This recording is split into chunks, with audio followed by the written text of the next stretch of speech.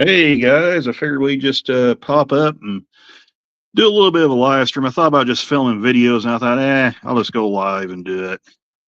That way I don't waste data on my phone. But yeah, well, I'm working on a pair of Athearn ready to roll SD40T-2s. There's the other one right there. Both of them Kansas City Southern engines. And I've had these units for quite some time.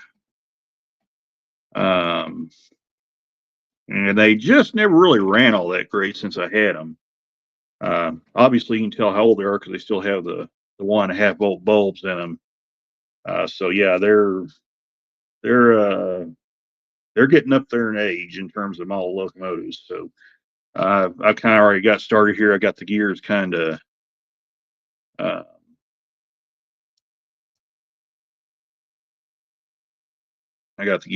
orientated right here the way I should. And I'm just kind of wiping them off using an old napkin here. So hopefully we'll get these guys cleaned up and put back together. I thought maybe it'd be fun to kind of hang out and chat for a little bit while I do this. Now I can't, I can kind of sort of see the chat, so if I miss anybody, I do apologize, but well, let's go ahead and I'll clean these guys up. Like I said, just using an old napkin I got when I got my breakfast this morning, so it should be all right to clean this stuff up. And yeah, it's cleaning it up real nice. Hey, Kyle, what's happening? Just hanging out here in the hotel.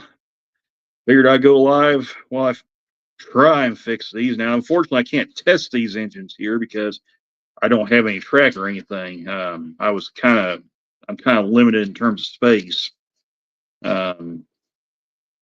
Which let me rephrase that. I found out I was kind of limited in space, so it's actually a good thing I didn't bring the test track or anything here with me. So, but hopefully, when I get these things back home, they'll be running better.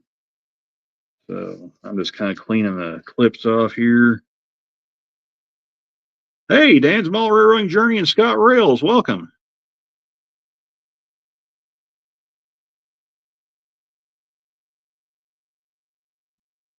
Excuse me. Yeah, I figured we just work on some engines and hang out for a little bit. I brought these two with me. These are, if you missed it in the beginning, these are a pair of Athearn ready to roll SD40T-2s, both of them in Kansas City Southern paint. There's the second one right there. So that's still assembled. And you might can tell how old they are because they still have the old incandescent bulbs in them. So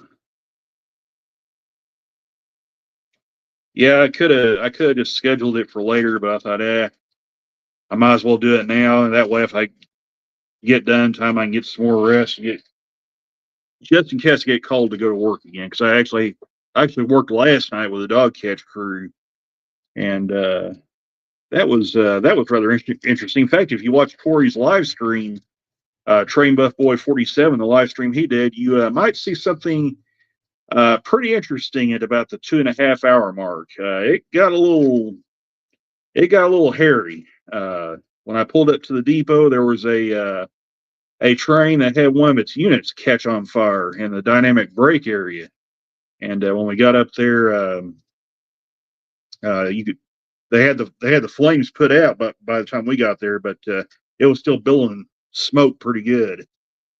And you could, when I walked by, when I went in to use the restroom and looked up and saw the engine, you could actually see where it was on fire right there on the second dynamic brake vent. Yeah, on the Gevos, they have the vents on the side, and the second vent, you could see where it was charred up pretty good. So, hey, Matt, what's happening? Oh, Dan's Moderator Journey, you're not a moderator, so after the stream, I'll have to make you a moderator. So yeah, I that's something I gotta do when I get done. So,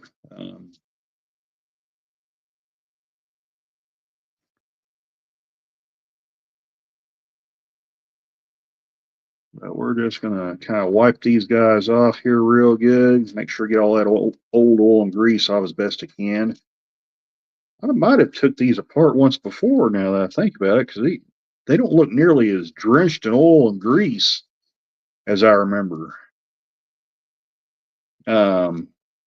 I don't know if you guys, any of you guys heard the story about these two engines, but when I got these several years ago, these things had some issues. They ran really sluggish, and also um, when they were running, apparently they had so much lubrication, and it was actually bleeding out around the trucks, coming out some of the holes, like right here on the side. It was actually coming out these holes here. There was so much lubrication and everything, but I must have actually tore into these at one point. I just forgot about it. But regardless, they've sat for a few years, so it's probably a good idea just to go ahead and clean them up and relube them again. So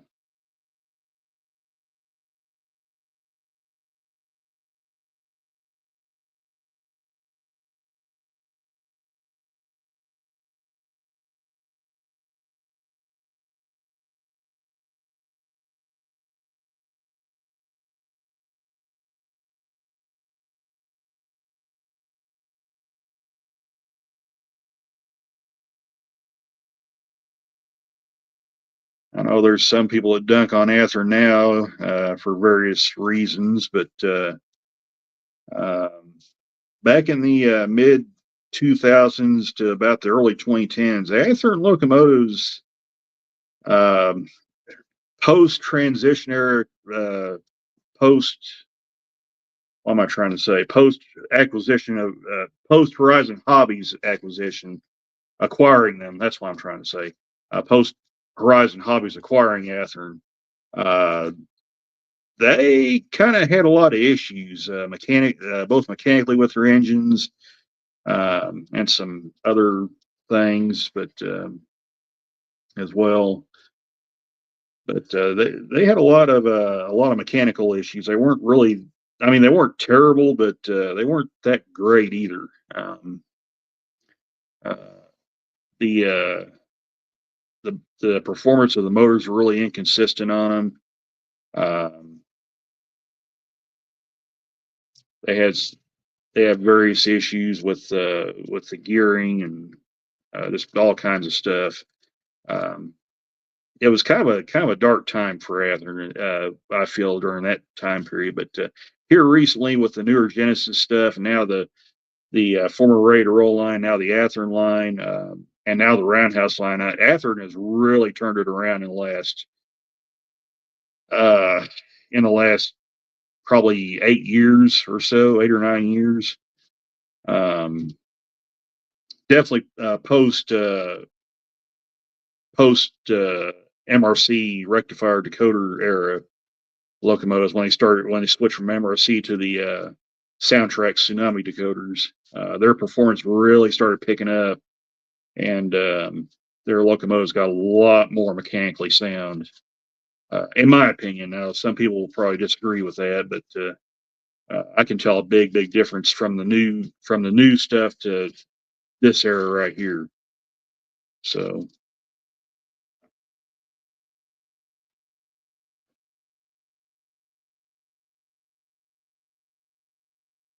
okay, I'm sorry, I'm not paying attention to the chat here. I'm kind of blabbering and not paying attention. Uh, let's see. Yeah, Matt.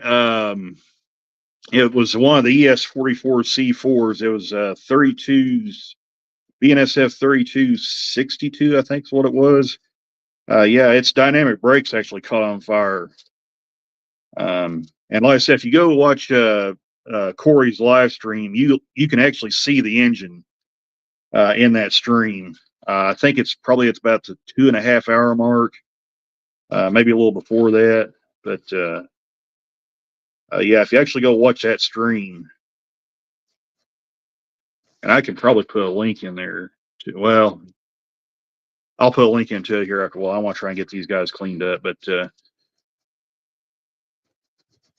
yeah, if you actually go watch Corey's live stream from last night, you can actually see it.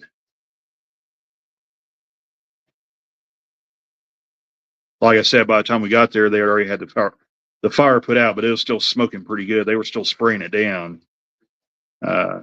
pretty heavily.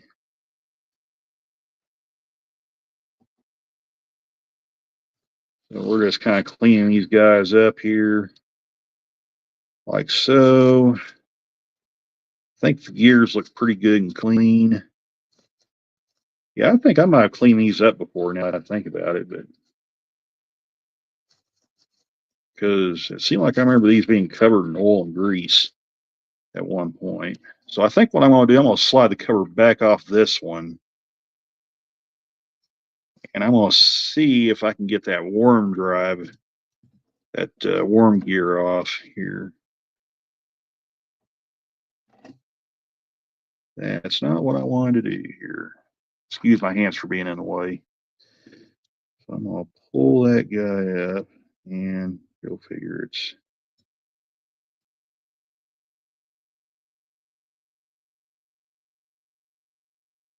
Okay.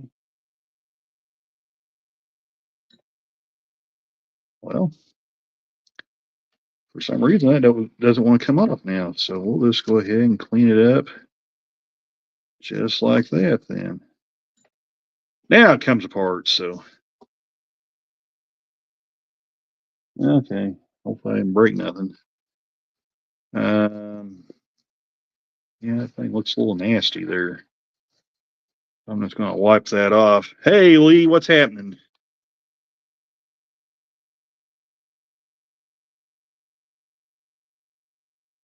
Yeah, I saw that, Kyle.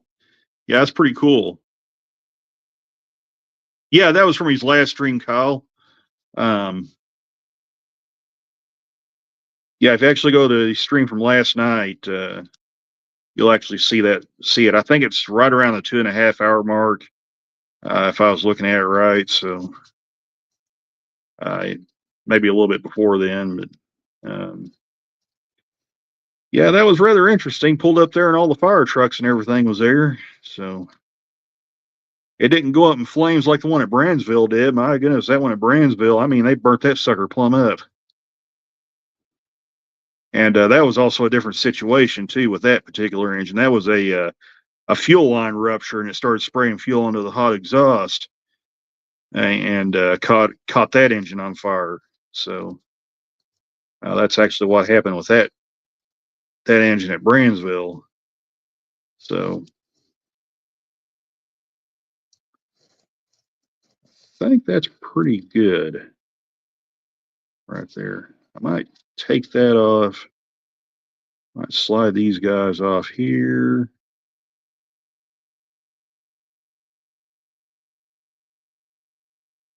Okay, well, okay, probably don't want to do that. Okay.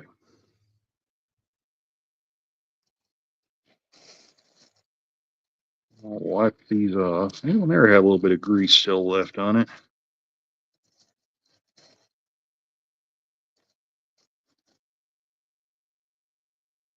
Okay. Oh, all right, cool. Cool, Lee. All right. Yeah, thanks for putting that link in, Kyle. Yeah, like I said, if you go click on that link, that'll take you to that stream Corey did last night. And you want to go, I think, to about roughly the 2.5 hour mark and watch from there.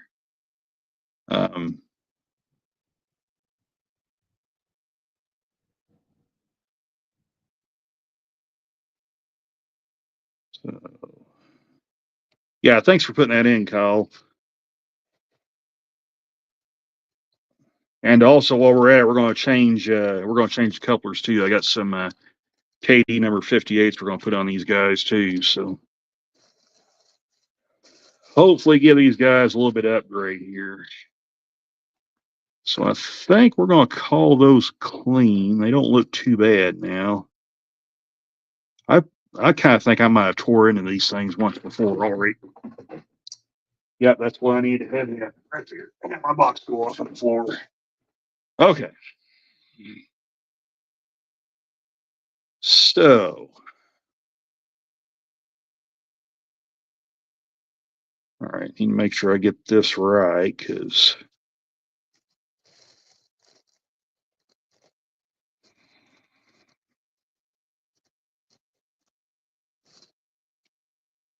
So now I think we got all that good. I think what I'm going to do, I'm going to go ahead and put this piece back on, if I can.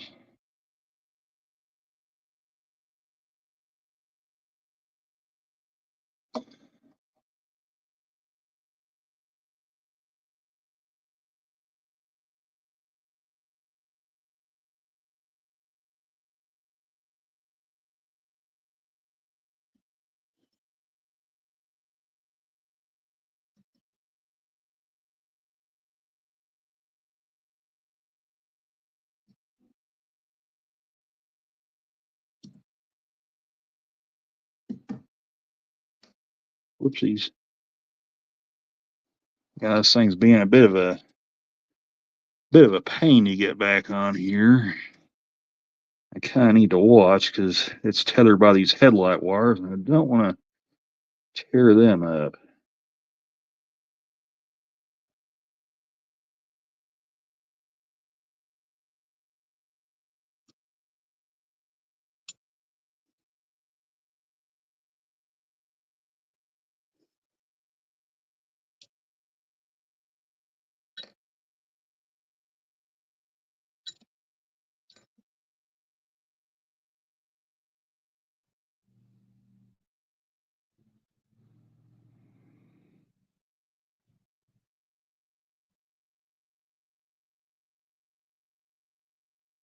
And this may take hours to put this back on because this drive shaft is being a pain here.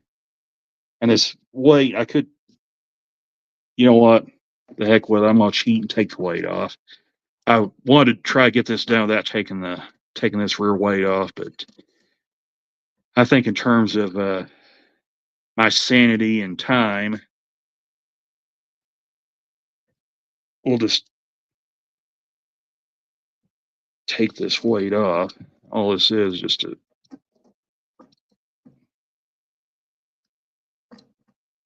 okay. Huh. Oh, there it went. Just haven't been took off in a long time. There we go. Okay, now where was I? Yeah, those are SD40T-2s, Kyle.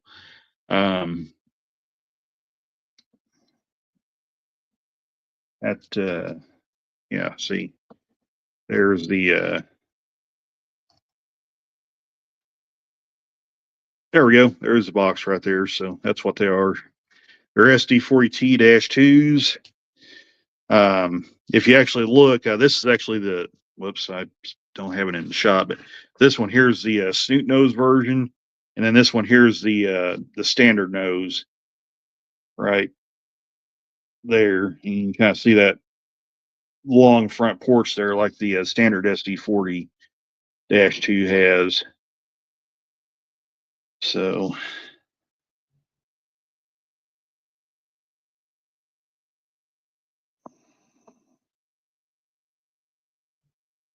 all right.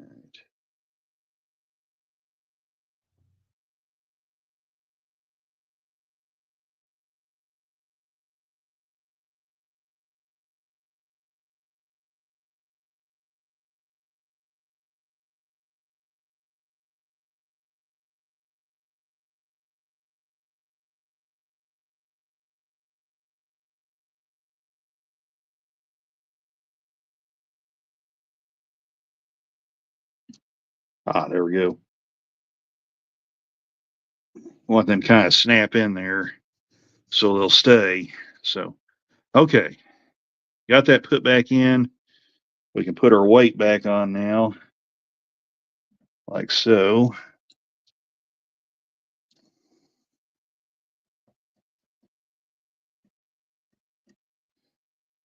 Tighten that down.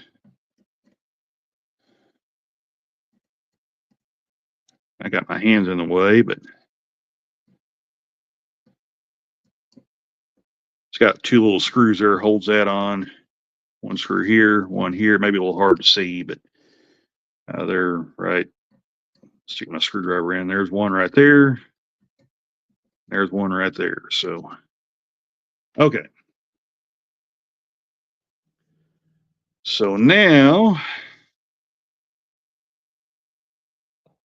yeah, they're neat engines. Athearn's released these off and on. Now they haven't done the Kansas City Southern versions in a long time. Kyle.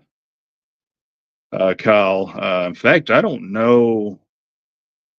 These may have been the last time they actually did these because I don't ever remember releasing this scheme after whenever I bought these, which, like I said, was probably a dozen years ago or better. But yeah,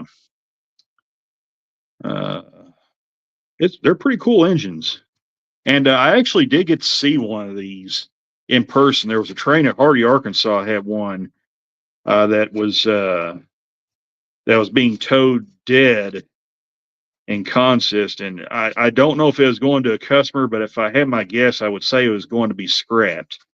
Uh, but it was still in the KCS gray scheme. You could actually see the letters bleeding through on the side, which was really cool. But it was packed for Buffalo and Pittsburgh. So yeah, it was pretty neat to see that. And I've got photos of it. I think they're still in my gallery. I think when I was looking, I think I still saw it in there. So if I can get them re-uploaded, I'll try to post pictures of that. I may even still have pictures of it on my community page. So,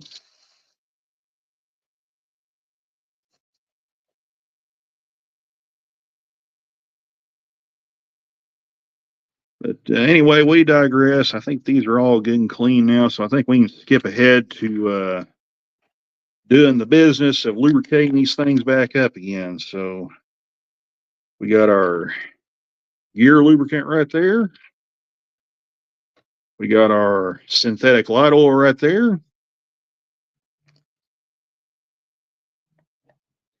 Yeah, like I said, I've got the photo, Matt. Um, it may still be in my gallery. I'll look, and if I can find that, I'll see if I can post them either on Facebook or on my community tab. But it's pretty cool. So,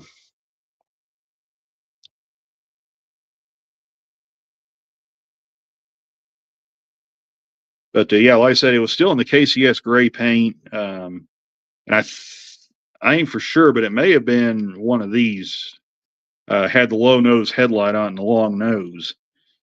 But she was pretty rough. There were some holes eaten into the right in this area right here. Well, I'll have to move that, but right in this area right here, there were some holes where they had rusted through on it. So yeah, it had definitely seen some action. It would take a little bit to have brought that one back, and maybe it's went on to have another career and got repaired and had another career, but I don't know. It didn't look good. So anyway, I digress. We'll go ahead and take that off.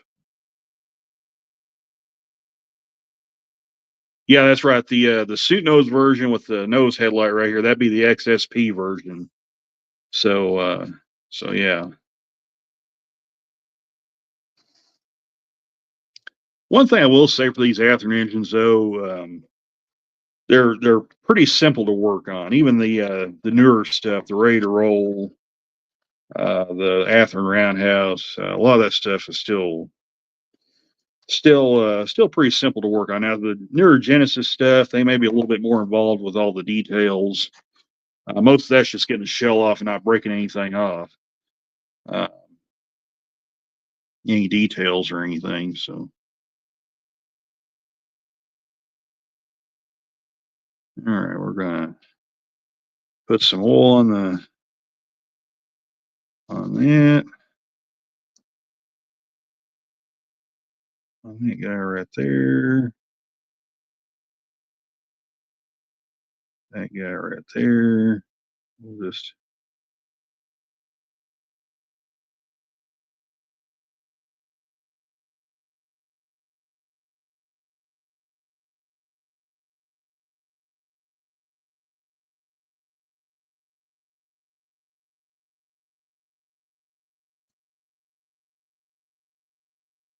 Yeah, it should.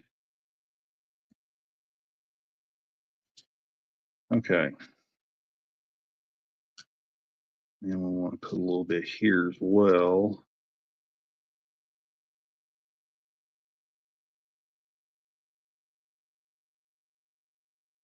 Not a lot, but you want to put some on there.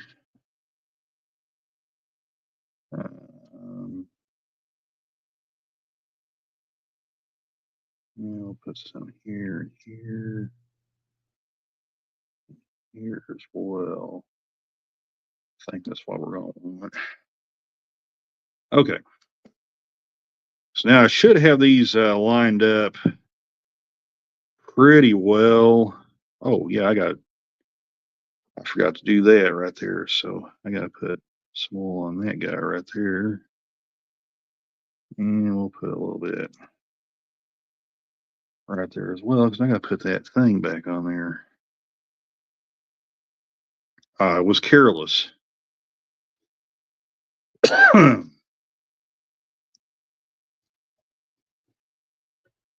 I may have to, whoopsies, I want to have oil going all over the place. I'm going to see if I can put that on there like so. Yep, there we go. All right, so I didn't have to take it off. Nice. All right. All right, Matt. Thanks for stopping by. I appreciate you checking in. Well, KCS bought them secondhand, Kyle, from what I understand. Uh, Obviously, these are XSP. I believe this one is an X Rio Grande tunnel motor. So, like I said, these were bought secondhand, and KCS used them for quite a while. I believe they were used out in western Missouri, because I think there's one tunnel um, on that line. I remember somebody mentioning it. I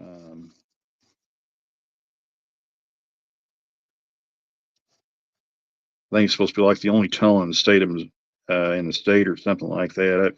I forgot. My memory's not that good, so yeah, SP had a few of them. I don't think they have very many, but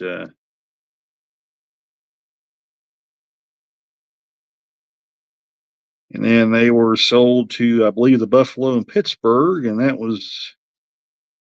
they ran until I caught that one at Hardy, which was being towed somewhere, probably to get scrapped. All right, so we got that, and I try to make sure to orient these gears where the same way I pulled them off, that way I can kind of remember how they all went. So hopefully I've got them all right here.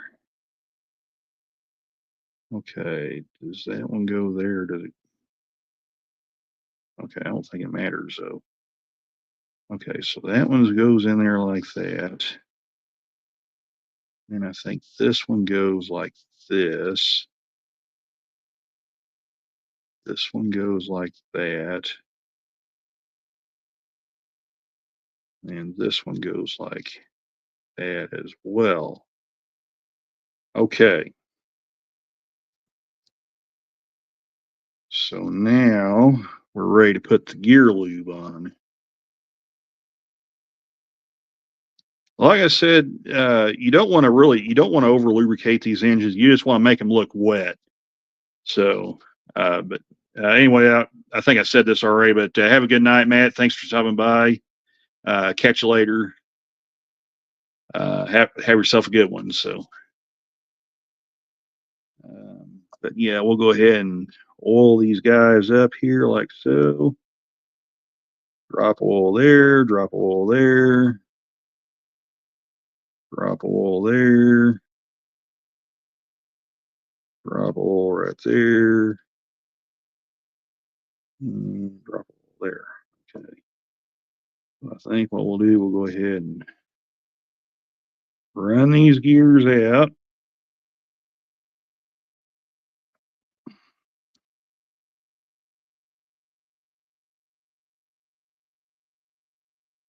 Might not hurt to give them a little bit more. I'll go ahead.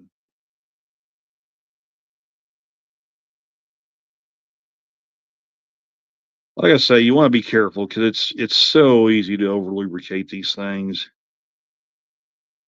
Like I say, you just want to kind of have a wet look to them. So I think we're probably right there.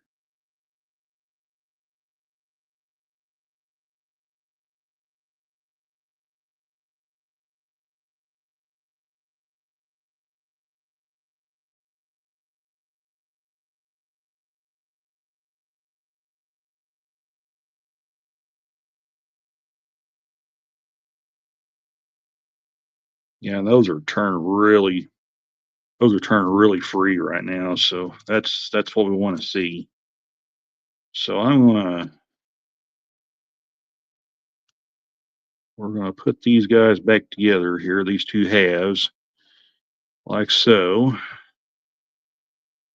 That goes together like that, and then we can start putting the axles back on. That's when we'll add the PTF grease. So put those guys on, put those guys on like so.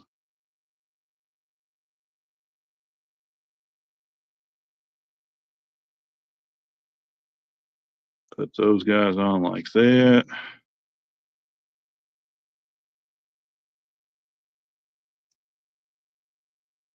Okay. Apparently.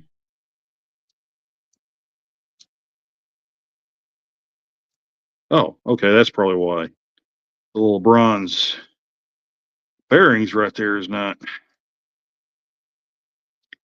in right. So there we go. There's one down. See, these axles have these little bronze bearings right there, and they got little slots on each side for anybody that's never worked on these things. And they got to go down those little slots. There we go. There, it went right in there just like that. Probably saw it drop down there. And we'll put this guy in here. And once again, we'll turn that in. You saw it drop down there. Drop down right there, and that should, you see them all turning now. So we're all good right there. So now, actually, I think what I'm going to do, I'm going to put a little gear lubricant on these right here as well. So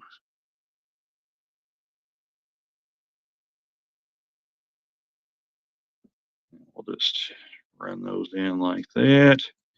You see they have a nice shiny look to them. Like I said, you want to make them look wet, not just drown them in lubricants. So that's all good. Now we can add a little grease to them before we put the cover and everything back on them. So, oh, good. That's open. Good deal. Sweet. All right. Whoopsies, I accidentally pulled the axle out. Dadgummit.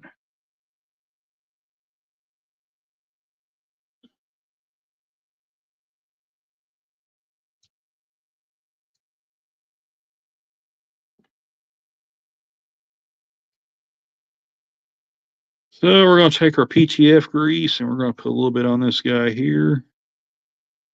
Like so. Like so. Like so. And then we'll spin these guys around like that.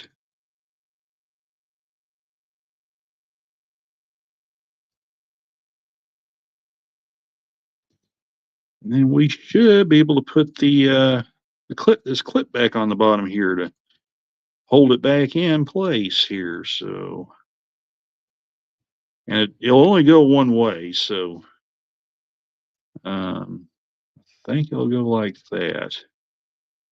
It looks about right.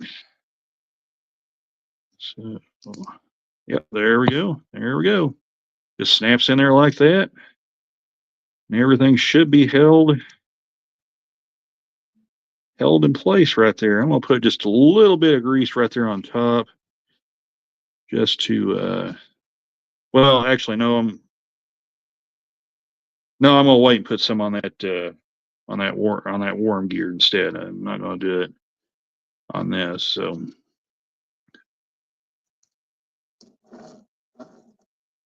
So I'm going to put this, we're going to kind of shove it back and forth. I mean, it's not just real free, but I don't want to shove it too much, but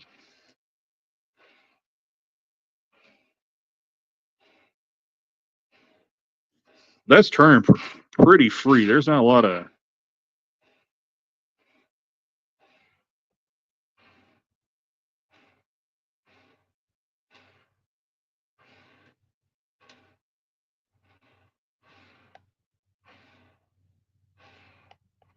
those things are turning pretty freely, so I think we'll call that good right there. So,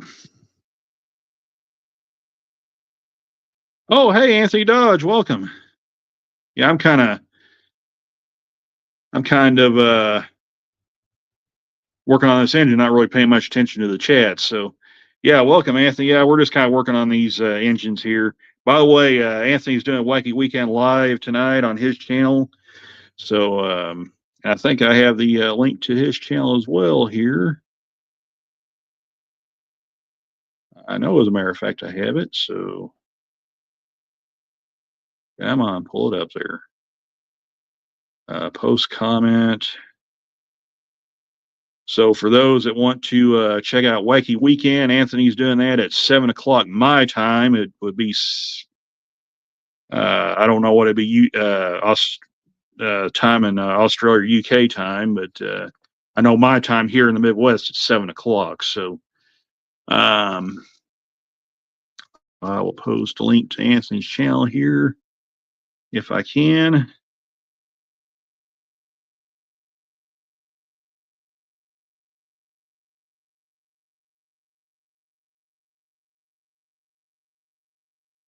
Yeah, there it is.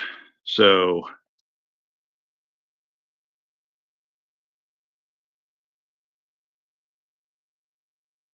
right there is going to be the link to Anthony's channel right there. Hey, Tar Armstrong, welcome. So yeah, when you so just so everybody knows that Wacky Weekend is going to be tonight, there's a link to Anthony's channel right there. So we'll see you guys over there probably in about 4 hours from now, because it's 3 o'clock my time. So, and hello, Todd Armstrong. And I just saw Corey went live too. So, so yeah, that's pretty good there. So I think we're ready to start putting this guy back together again.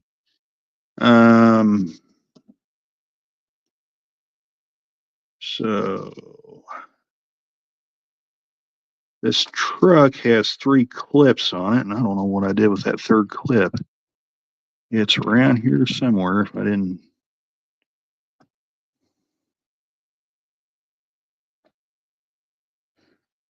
because while I was jabbering and moving stuff around, I wasn't paying attention to what I was doing. So there's that. So I'm going to put this clip back on here. Try to anyway.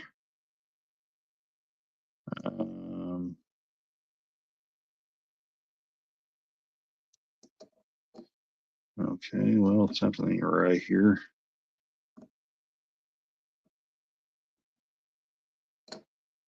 Are we back together? Nope. We are still not back together yet. Huh.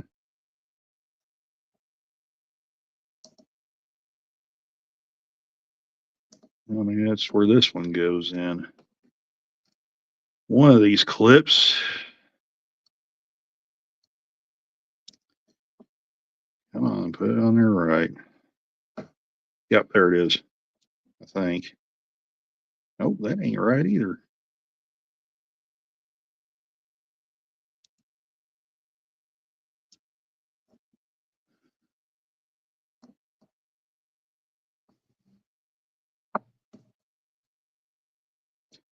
think it was. I think this clip went on the front here.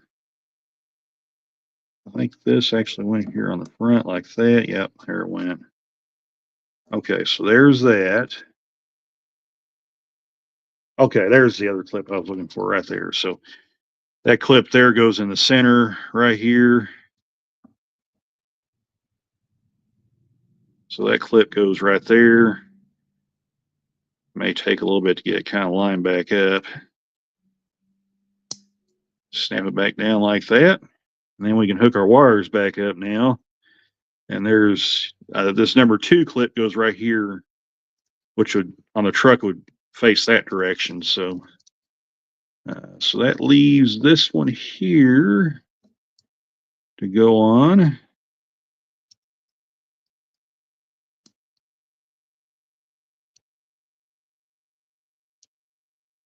And for whatever reason, that thing does not want to snap down. I don't know why.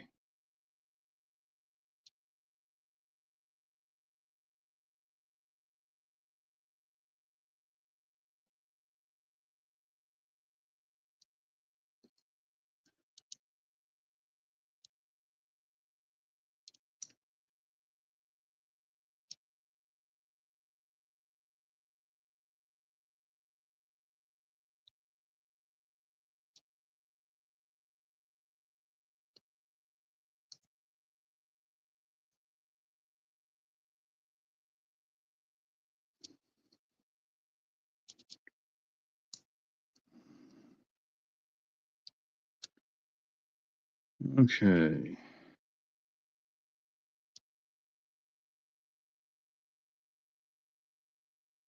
Well, I know that thing snapped in there once before. Don't tell me I'm going to have to pull those off again. Because everything shows to be lined up.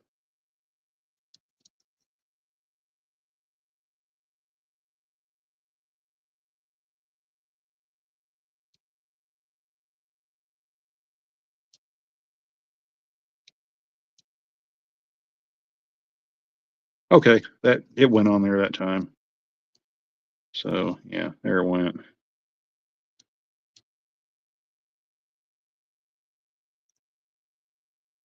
Yeah. Okay, just need a little coaxing to get on there, but it's back on there again. Okay, there you go. Yeah. 8 p.m. USA Eastern, 1 a.m. UK, 2 a.m. Central Europe, noon East Coast Australia. So there you go right there. So for anybody that's watching in the UK or in UK, Europe, and Australia, there's your time. So appreciate that, Anthony. And of course, 7 p.m. my time here. So okay, I think we're ready to hook the wires back up now. So on these older Athearn engines, you see these little brass. No, yeah, you see these little brass prongs that stick up right here. Well, here's the wire, and this wire goes from the truck to the circuit board inside the locomotive here. So we're gonna these things go one way, I think. So I think this one here will go like that, like so right there. And we'll go ahead and bend that wire like that so it doesn't pop back out again. And then it's got these tiny little clips right here. So you'll put your clip in there like so, push it down, and there you go, just like that.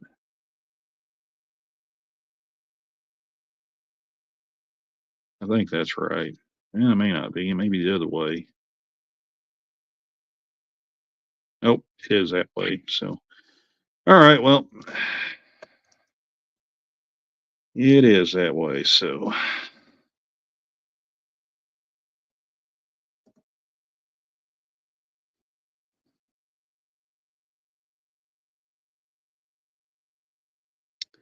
I'm not exactly a professional when it comes to working on model trains, but I do like to mess with them from time to time. There we go.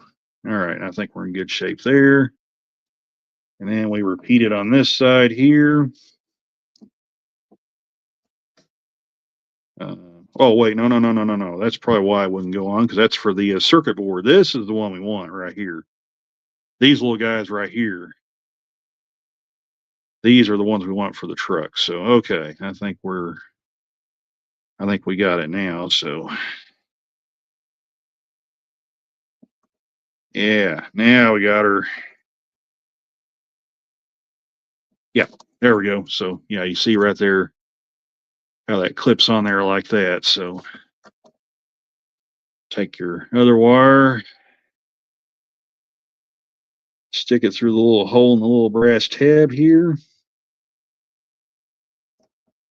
Make sure it's in good shape.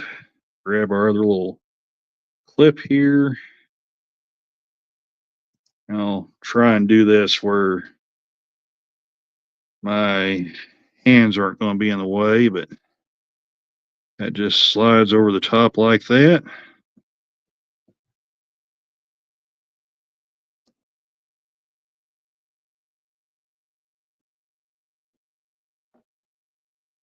Like so. Probably wouldn't hurt to have a screwdriver to help kind of press that in. Just like that. And there it is. Truck's back together again. We're ready to hopefully slide this back on the locomotive now. I'm gonna grab this. We'll still have to do the front truck too, so we'll actually get to take that apart in real time here. So now I think what I'm going to want to do,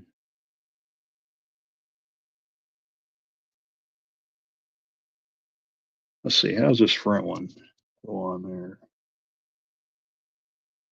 Okay, so that's actually going to go through this hole right here.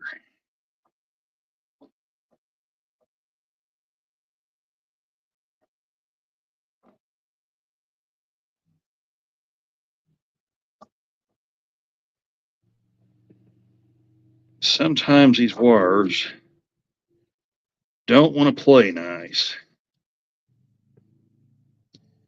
because you don't want them interfering with that drive shaft. Okay. So now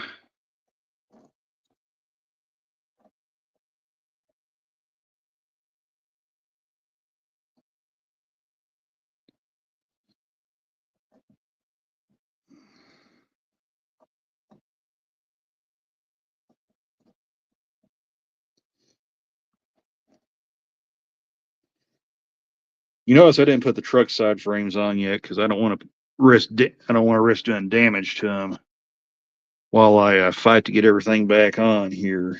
So we'll line that. We'll line this these bronze bearings back up here like so. I'll go ahead and throw synthetic oil right back here and right back here as well. All right. A little gear lube like so.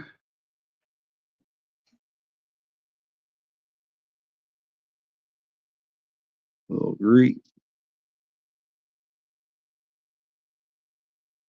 little grease right there as well. And I think we can clip that thing back on there. Well, yeah, we can clip the truck clip back on, but we need to feed the wires up through this weight right here, and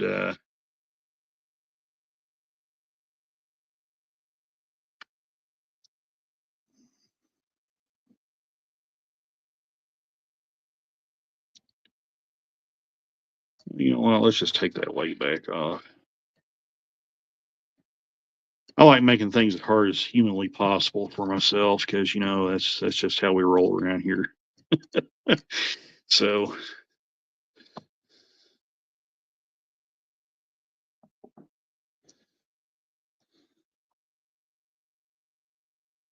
all right, and there's the clip back on that. Now we can start feeding. I'll go ahead and turn that drive shaft a few times right there. Just kind of circulate that oil and everything through there. So that's probably good enough. So, okay. I think now we can start hooking up the wires. So there's one wire right there. And there's a little slot in this weight right here that these wires come up through on these engines. So just FYI there, and we'll slide the wire through. Slide the wire for the other side pickup up through there if it'll go. Come on.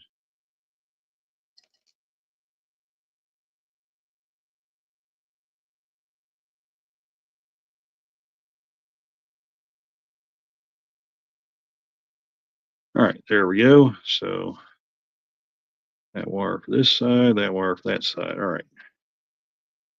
And then we can slide everything back down again. Okay, that one's for that side, that one's for that side. Okay.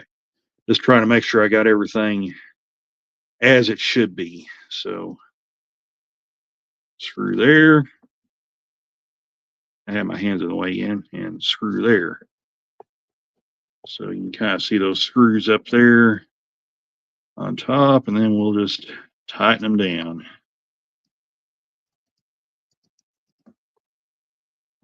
Make sure they're lined up with holes. There we go.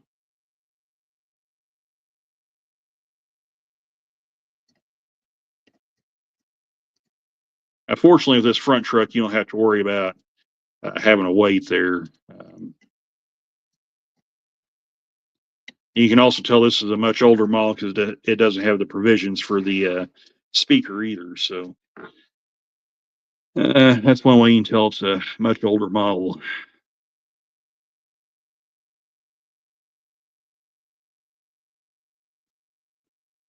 And what's been previously released in years past.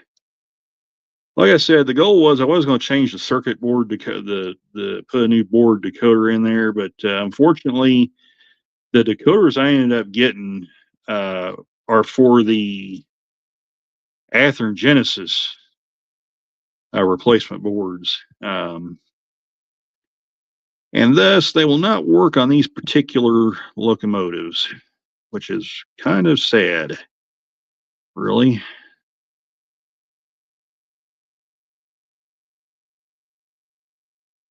Because I was kind of hoping to get rid of this bulky little setup, because you can kind of see how the old decoder mounts versus how this decoder mounts. So it's quite a bit different.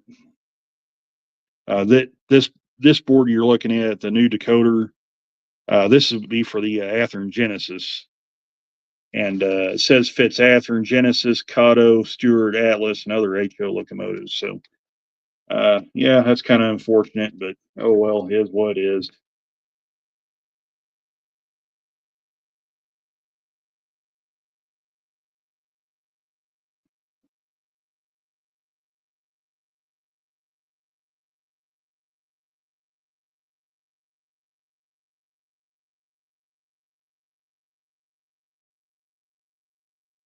I think what a lot of it is this insulation here is kind of keeping that shell from going on like it's supposed to. So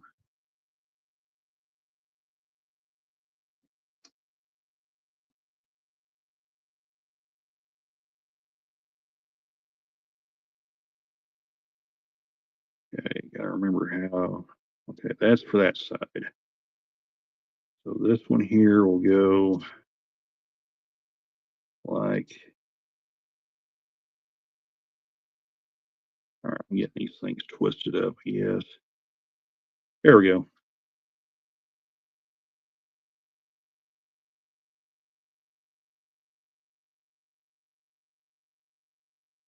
I'm just trying to make sure I got them put on the right way. So, all right, so we'll slide that guy in there, and then we'll grab the clips right here, and I managed to somehow get them in between the body and the frame right down here. So we'll put our clip back on.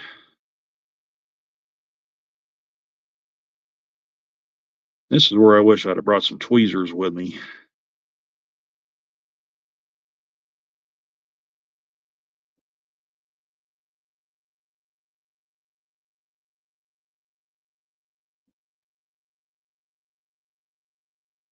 This is where I wish I'd have brought some tweezers.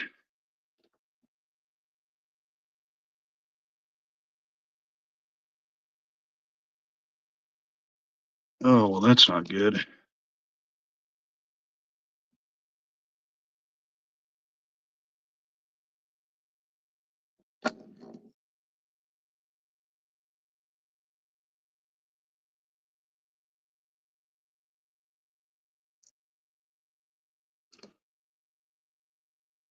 Which means now I'll probably struggle with this for a while. I wouldn't be shocked if I don't have to take that weight back off again just so I can get these wires back on.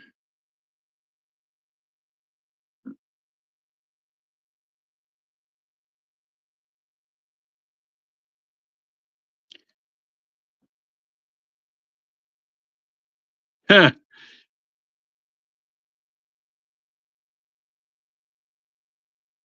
Anthony says, wow, I have been working on decoders today myself. 1.5 out of 2 success, LOL.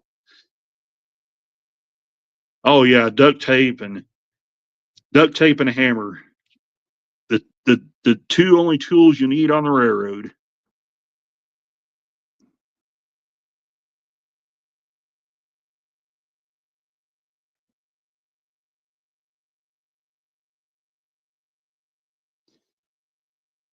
These, like I said, these guys here are a little tricky to get on. Can be a little tricky to get on, I should say. So, oh, come on, sausage fingers.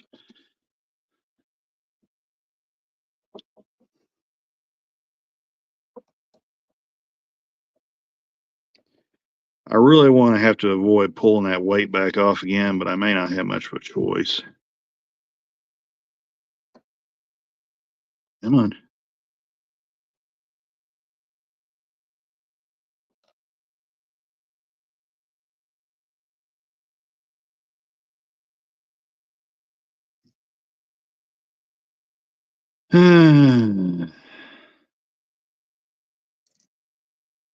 All right.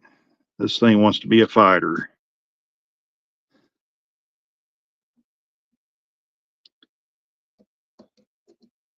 This thing wants to be a fighter. Fortunately, the front truck shouldn't be nowhere near as hard because you won't have all these weights and everything in the way here.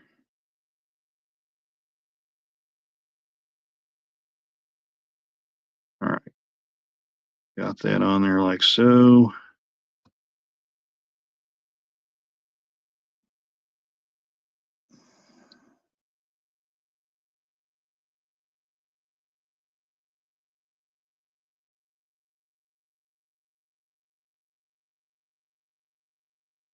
I would like to have that wire on there down a little more than that. All right, let's see if I can push that down like that.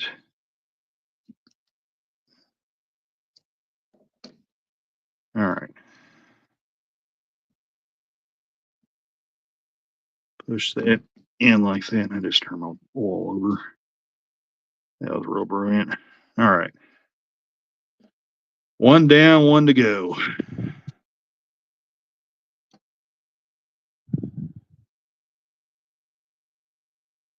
Slide that guy down there like that. And oh yes, I almost forgot that. Oh shoot. Well, guess what? That means I'm going to pull that thing back off again. Because I lost the weight down the crack, or lost the clip down the crack of that bottom frame there. So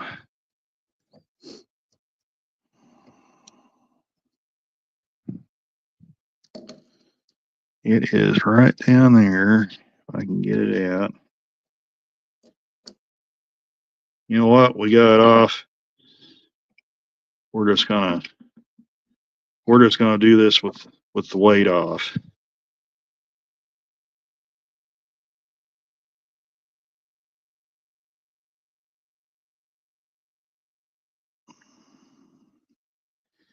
Make things go a whole lot faster. So what I'm going to do, I'm going to turn the camera around like so, right over here. That way it's out of my way. Now, unfortunately, I can't see the chat, so when I do that, but we'll slide this guy back in the hole there, like that. Can you stop popping back up, please?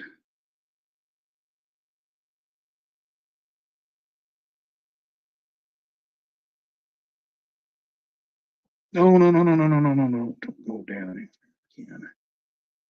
Okay.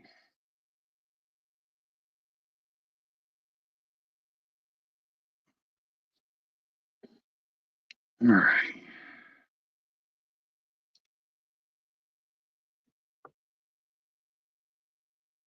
Use my screwdriver, kind of press that all the way, rest of the way on. That should get the rear truck done. I just got to put the side frames back on. So we'll screw our weight back down again, hopefully for the last time.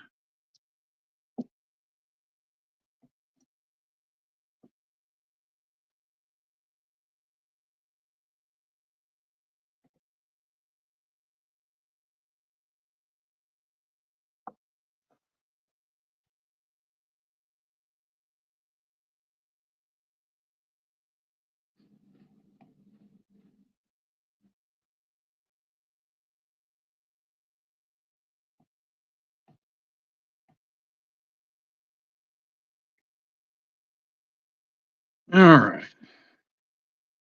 And that should take care of the rear truck on this loco. Now it should get a little easier from here. Oh,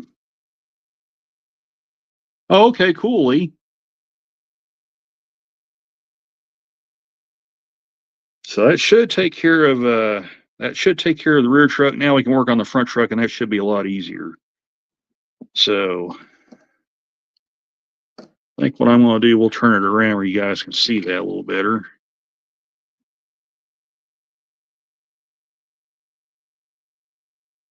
I think what I'm going to do,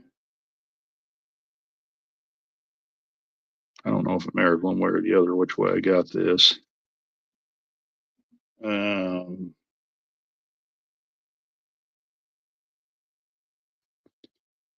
think this end goes like that. Oh, let's see. No, this end would go like that. Okay.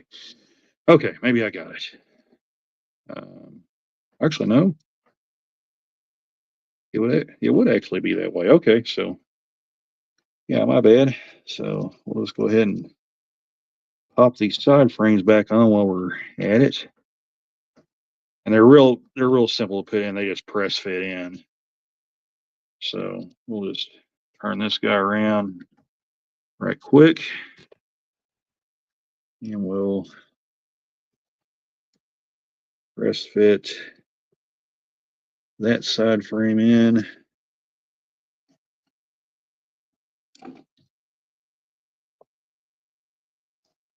Take the body back off and see the holes a little better.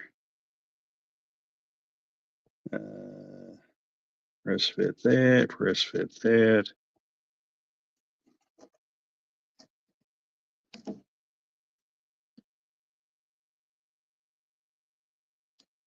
Yeah, we'll just lay it on its side. That'll make things a whole lot easier. There we go. Just Just like that. Now we can work on getting the other side off. I'm gonna go ahead and see if I can pull these side frames off this front truck here, and they should just pop off like the front. Look at that. You can see the oil bleeding out right there on that truck. So there's some junk in there for sure. So I'm gonna see if I can pull these side frames out. I just got a little screwdriver there, and I'm just kind of prying gently on that, like that, like that. There it goes.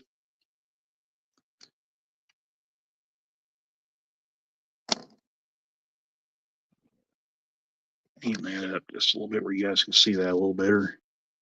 So I'm just taking my little flat screwdriver here and just pry out gently. Gently like that. You saw it kind of pop out there.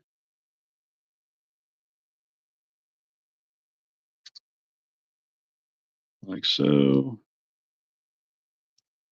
Careful you don't break none of the small details off. So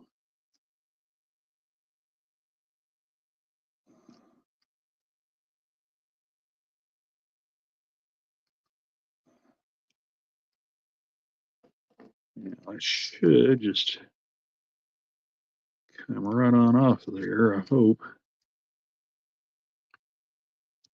Nope. Still got to do a little more prying. There's that. There's that. And there you go. Off just like that. So that would be this side frame goes on this side. And this side frame here goes on this side. So, okay. And that,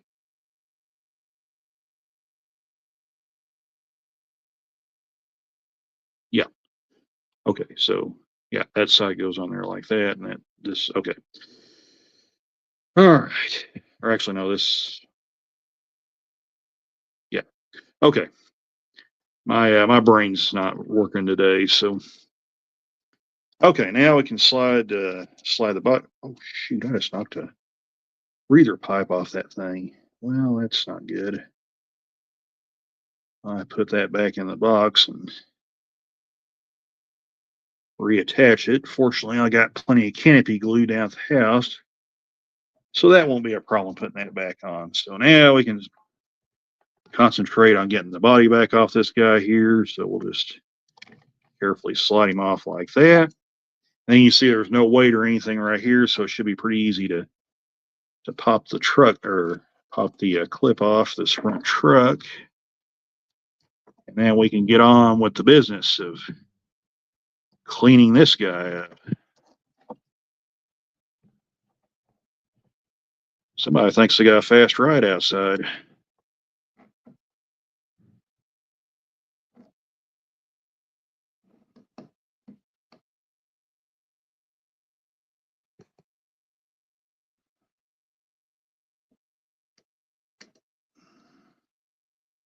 I'm trying to do this in a way where you guys can actually see what I'm doing. Whoa, look at the grease and oil pouring out of that thing. Okay, well, come on, you get off there.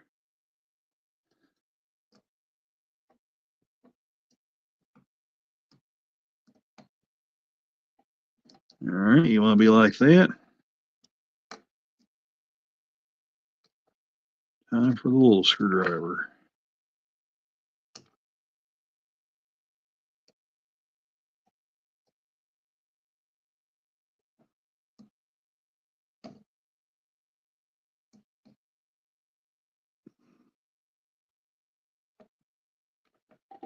Well, one way that thing comes off there, I know.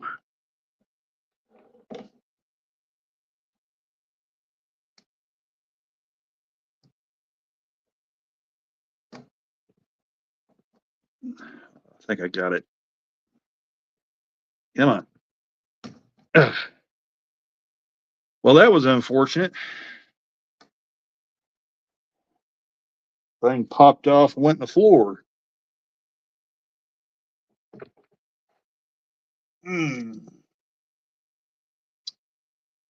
Yeah. Well, that ain't good.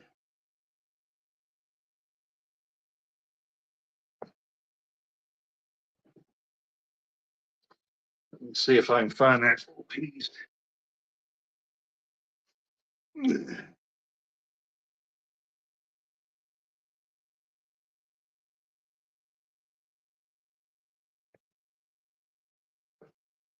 Bear with me just a second. I want to see if I can find that little part wherever it went.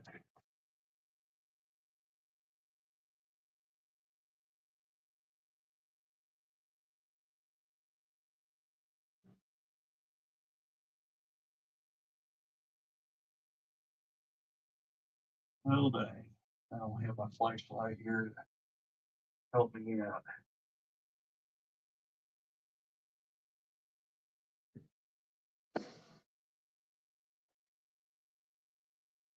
Huh.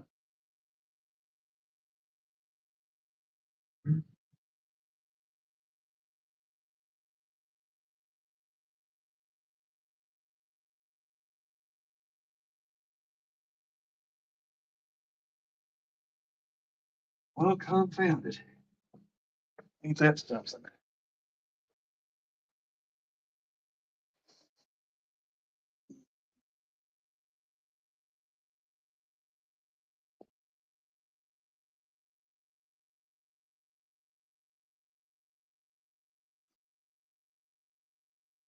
I was just looking to see if I can see it laying in the floor anywhere, but it's so dark. Let me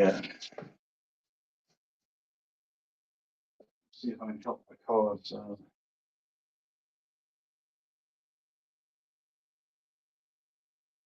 Turn this line on. Maybe that'll help me find it.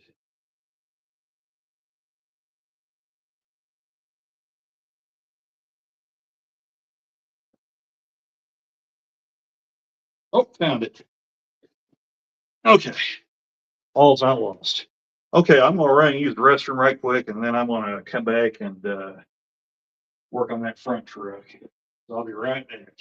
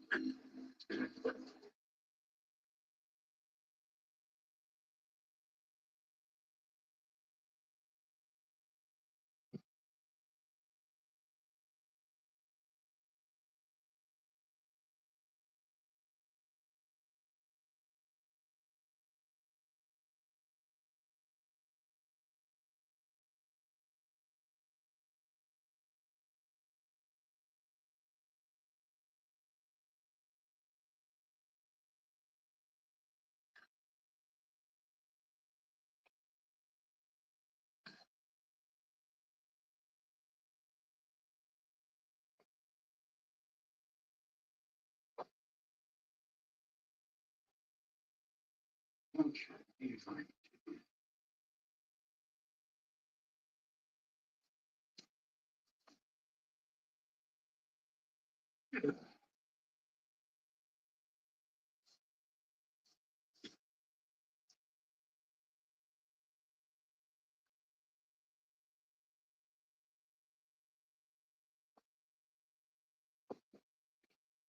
Okay, got me a drink, went to the bathroom. Now we're ready to continue on with this one.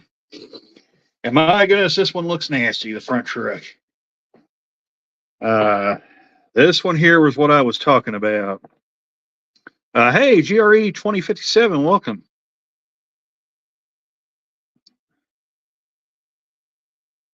So yeah, like I said, we're just kind of hanging out here, working on these Athearn tunnel motors. We got the 6102. It's already disassembled, and we got this one that's partially disassembled. The dynamic brake housing. I pulled it off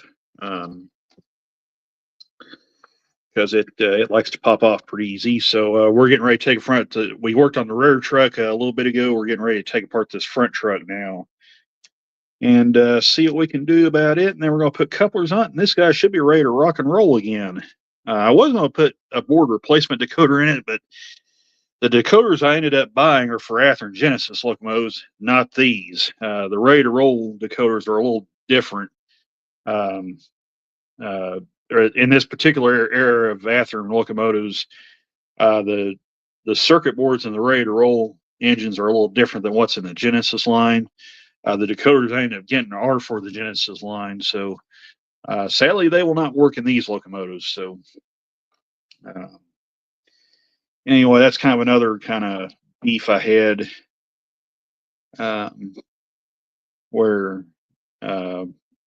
Athearn could have saved a lot of people a lot of trouble, and made everything as far as the internals of the engine the same on how they mount. But oh well, it is what it is. Like I said, these particular era of Athearn ready to roll engines are what we call the are post when Horizon Hobby acquired Athearn, and some of their QC during that era, during that time frame, wasn't all that great. Some of their engines had some little gremlins that would pick up every once in a while. I find the newer Athearn Genesis and ready to roll now Athearn line and the new Roundhouse stuff to be far more reliable and superior models than this. We'll call it late 2000s era ready to roll line engines. So, yeah, I mean, there was a lot of junk on there. I ended up getting a bunch of it on my thumb there, but can't really see it. But you see a little black spot there. But yeah, the grease and everything on that guy there, that's pretty nasty. And oh yeah, oh, look at this. Yeah, I don't know if that's showing up real good or not, but that is really nasty right there. So yeah, this engine here has got some issues with some over lubrication, that's for certain. So we're gonna wipe these guys off. I'm just using an old napkin I got when I got my breakfast this morning at McDonald's. They don't leave a lot of residue behind. They're pretty good for this kind of, if you're in a pinch, you need something to kind of wipe the grease and oil off. These are really, really handy to have. So, and the best part is they're free. They're essentially free because you get them with your meal. So you're not having to buy paper towels or anything to clean that stuff up with. So yeah, we're gonna go like that. Then I'm gonna pull this little bronze bearing off on the end here and set it off to the side. We're not gonna pull all this stuff off, but we're gonna give them a good little wipe down right here. Oh wow, look at that. I mean that that little bit right there. I mean that was just clean off this end piece where that bronze bearing sat. I mean that is nasty.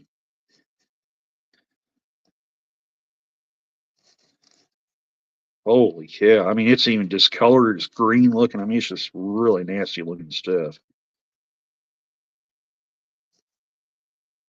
So, yeah, we're going to fix this guy up real good here.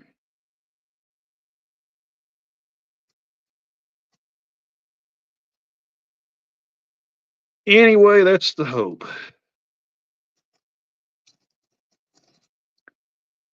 I'm going to say it looks pretty clean like that.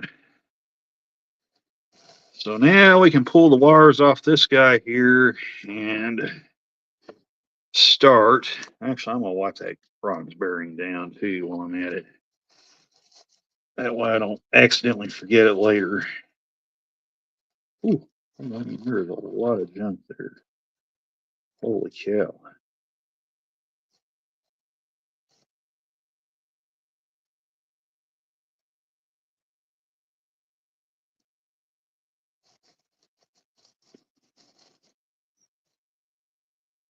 There is some nasty, nasty stuff right there.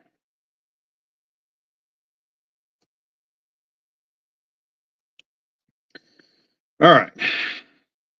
Now, if you're wondering what I'm using to lay these on, these are flexible cutting boards. They come in like different colors. You can get them at Walmart you can get like I think it's like a 3 or 4 pack for like $3, $3 or $4. So I just use these. This is basically what I use to work on my trains on. It's soft enough that it shouldn't tear anything up, but and it's also bright. The colors are bright enough that if you drop something on there, even like these bronze bearings, they should show up pretty good. So, anywho, let's go ahead and pull these wires off. The track pickup wires. Very carefully do that there.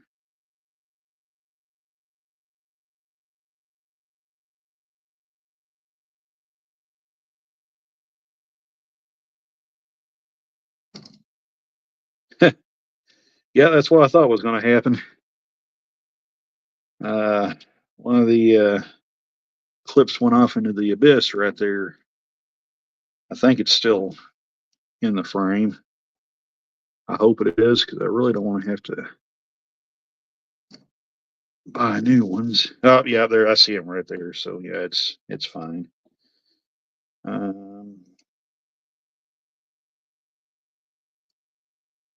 Yeah, there's one.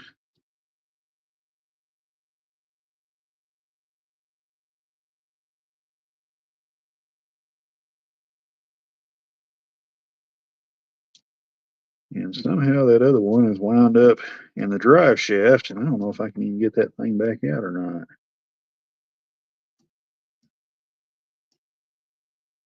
Oh, maybe I can.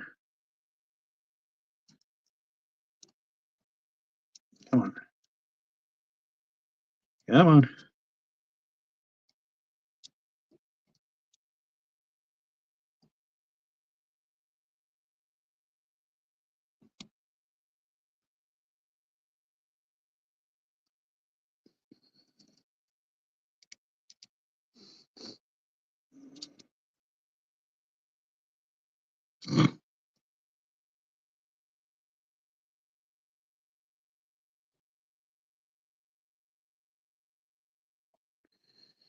Oh, I see it right there. Okay.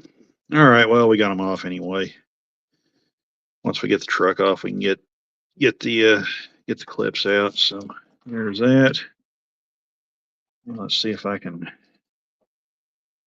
finagle around, get the wire clips. There we go.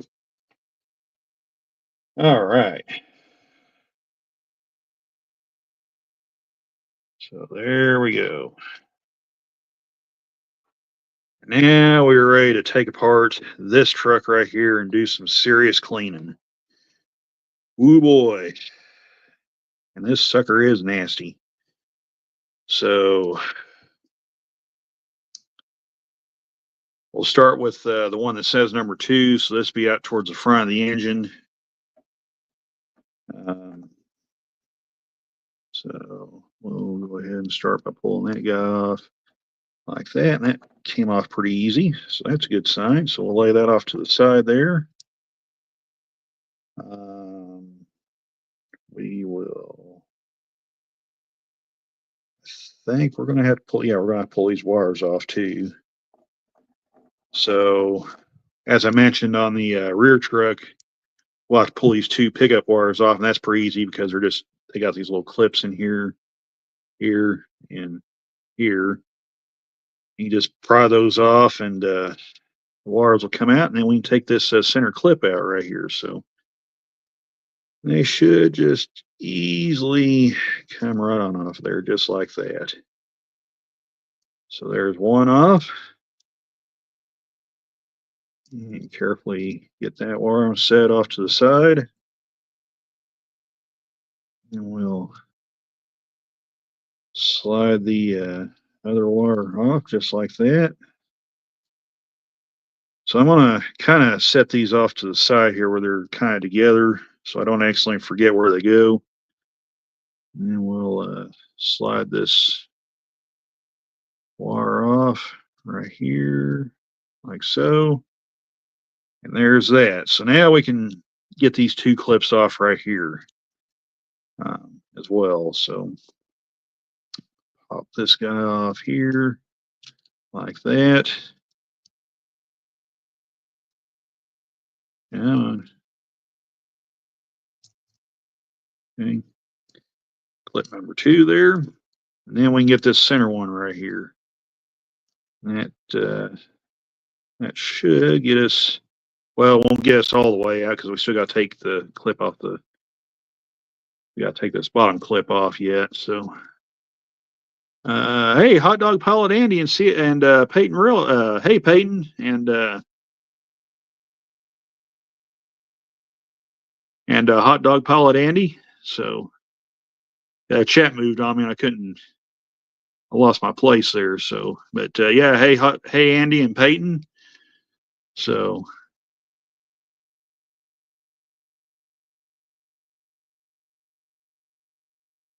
love a bit of surgery. Yep, that's what we're doing. It's not technically well, I guess you can call it surgery, Andy. It's more like we're cleaning and re-lubricating these engines. If you don't know the story behind these two engines, these two Kansas City Southern Tunnel Motors, and yes, there is two of them for those that's just joining because there's the other one right there. But I got these engines probably 12, 14 years ago. They're from what I technically call near the end of the early Athearn Ready to Run era. And these engines, this particular era of Athearn engines, they had some, I get, if you want to call it quality control issues, they had some issues back in the day. I know a lot of people complain about the quality control now, but just from my personal experiences, it's not near as bad as it was like 10 years ago or something like that. And I don't know where that little plastic piece just came from. I hope that did not come off a truck or something. Bear with me just a second. I'm just going to look here. Make sure that there's nothing missing. There's nothing missing off of that. Nothing missing off of that. Everything looks good there.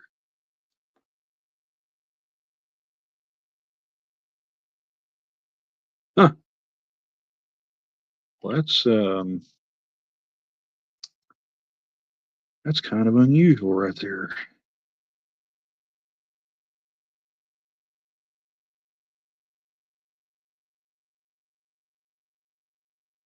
Looks like a couple of cut lever might have came off, but I don't know what that little piece is off of. Hopefully it's nothing important. I'll just stick it in there. They don't disappear. So, oh, I bet I know what that's off of. It's probably off this little part right here. So I think I see a little indentation right there. So that's what it is. That's probably nothing to get too concerned about. So I'm just gonna.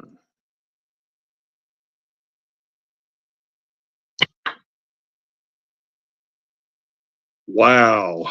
Okay. That thing went flying. Fortunately, it didn't fly off the end of the disc there. It actually landed in the paper towel. So that's actually good fortune right there. So, okay. So we will now go over here and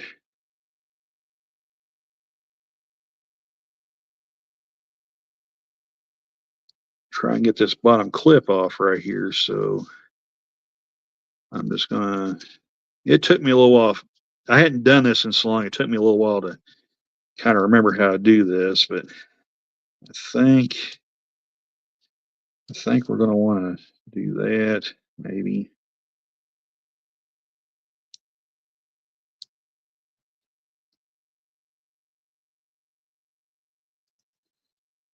Okay. So gotta get in there.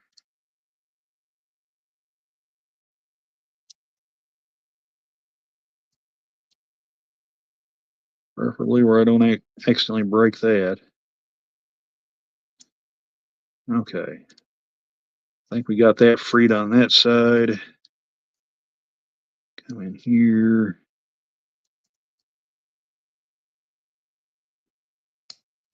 Okay, there we go. Popped off that time. So now we gotta go on this side. Do the same here. Okay, there's that.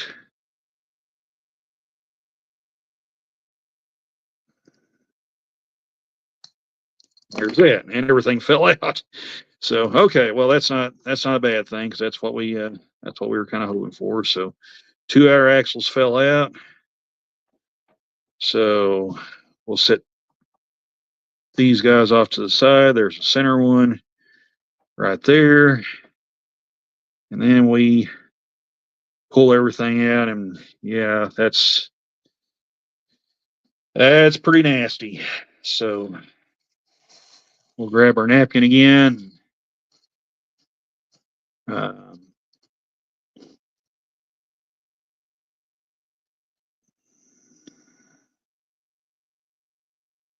Hot dog Polynesian. So a little Chinese lady spat in the gearbox, and they called it lubrication. I guess if you want to call it that, Andy, I guess we'll roll with it. So,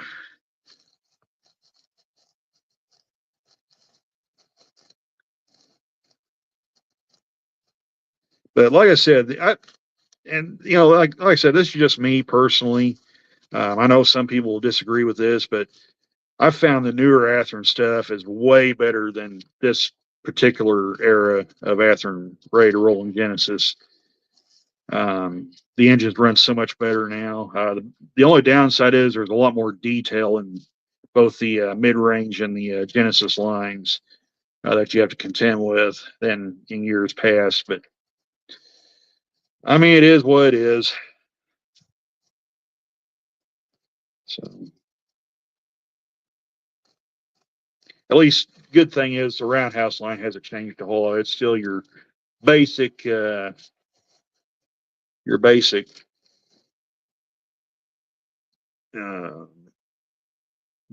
minimally detailed, simple to work on locomotive. Now, what I'm doing, I'm laying these gears out the same way they're coming off here. That way, when I put these back together, I won't forget how they go. So,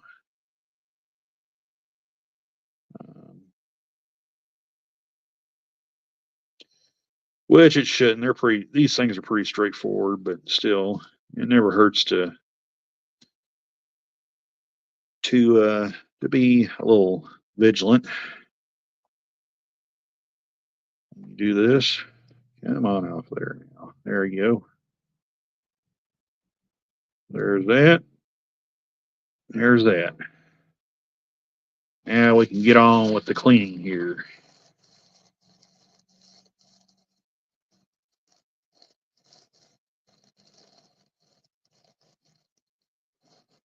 So last time I'm just using an old napkin I got from McDonald's to clean all this up with. These are actually pretty good. They don't leave a lot of residue.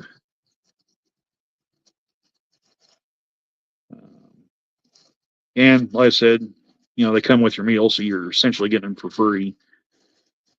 So, and I don't hardly ever use them when I get them anyway, but they come in awfully handy for this. Especially if you're in a pinch and you need something to kind of clean stuff up with.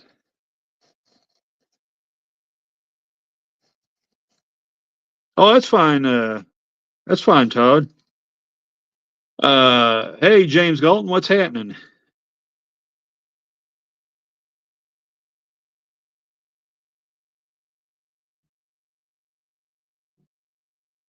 Yeah, we're just working on some HO locomotives right now. We got these two Athearn tunnel motors that we're hopefully going to at least try and clean up a little bit, re-lubricate them. Hopefully get these things back going right again. That little pipe there I need to put back up, so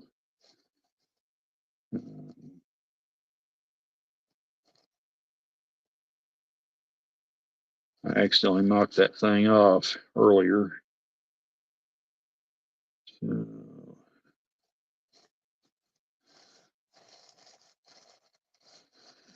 I get back home, I have to get some canopy glue and reattach that. So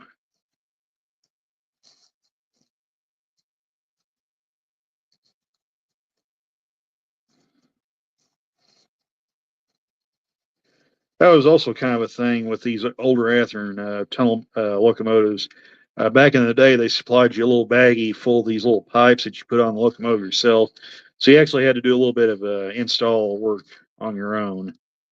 But that was really about it. That part was actually optional. You didn't have to add all that stuff if you didn't want to, but it does kind of help the looks of the engine a little bit.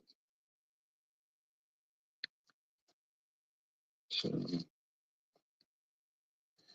almost that looks pretty clean right there. Let's see, there's a little bit of grease right there we need to clean up. Right there.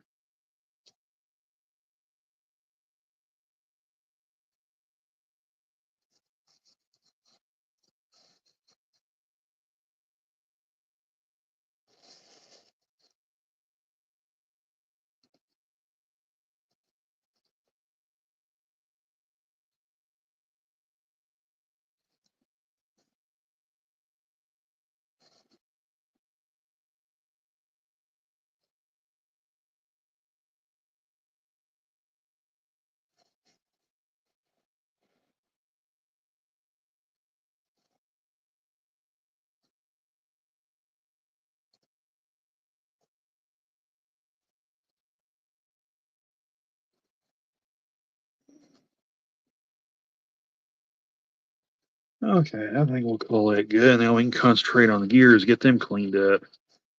Now, so, yeah,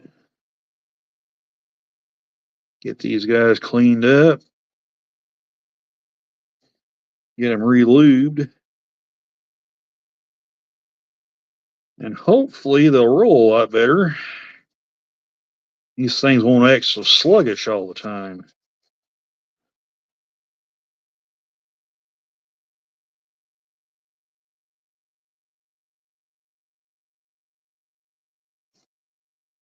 Okay, I'm missing some things in the chat. Anthony Dodge says, tells Kyle Stevens, I'm going to use the 216 as my experiment and try to do a motor replacement and a new decoder install. I need to learn to do these things. So this place seems to be the best choice. Uh, I mean, Anthony, I don't know. I've never seen the inside of a Markland engine, so I don't know how similar they are to these Athearn locomotives. Um, I would imagine, being that one's 3 rail, one's 2 rail, I imagine they're probably quite a bit different, but that's just me thinking that. But and like I said, my way is certainly not the best way to do things. This is just what I have to work with. Um, it basically, I just work with stuff in a pinch, like with these napkins and stuff. But certainly do not take this as the way I'm doing is the only way to do it. There's probably far better ways of cleaning these things out. And well, I shouldn't say probably. There is better ways to clean these out than what I'm doing. But like I said, if you're in a pinch, and you're like me, and you're in a hotel room or something like that, and you didn't bring all your stuff with you, or you can't bring all your stuff with you, um, it helps to have this stuff in a pinch. So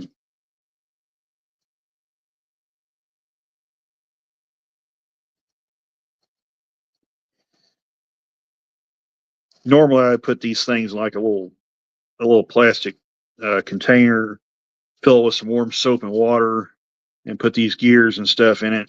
The non-electrical stuff. Now I wouldn't put these in water for certain. I would definitely not put these in water, but um, like your plastic gears, um, I probably wouldn't, with this brass clip here, I probably wouldn't put that in the water either. I would probably like take a little toothbrush and just kind of go around them and clean the plastic area. Uh, just I'd just be careful not to get these wet, and if you do, make sure you dry them pretty good. Um,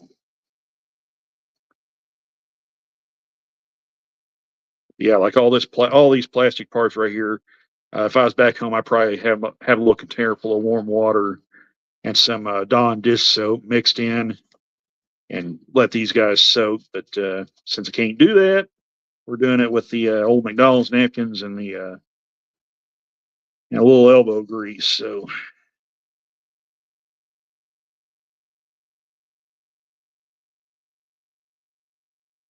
just make sure you get all that grease and oil nastiness wiped off of that.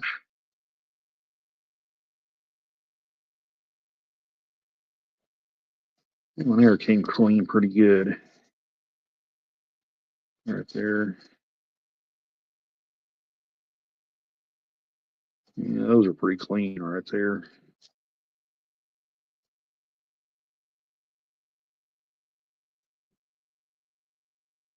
Okay, yeah, that goes like that, and that goes like that. Okay, I was trying to make sure I had these oriented right when I do put them back together. So, and we'll clean this little plastic part off right here.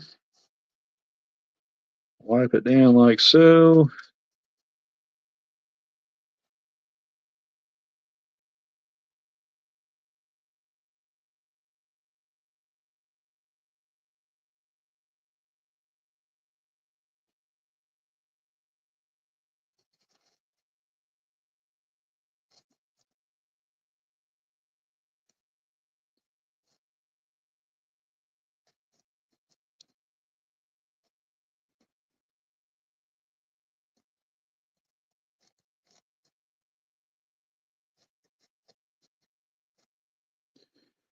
Okay, I think that's got them all cleaned and wiped off. That one there is wiped off, I think. I think we're good there.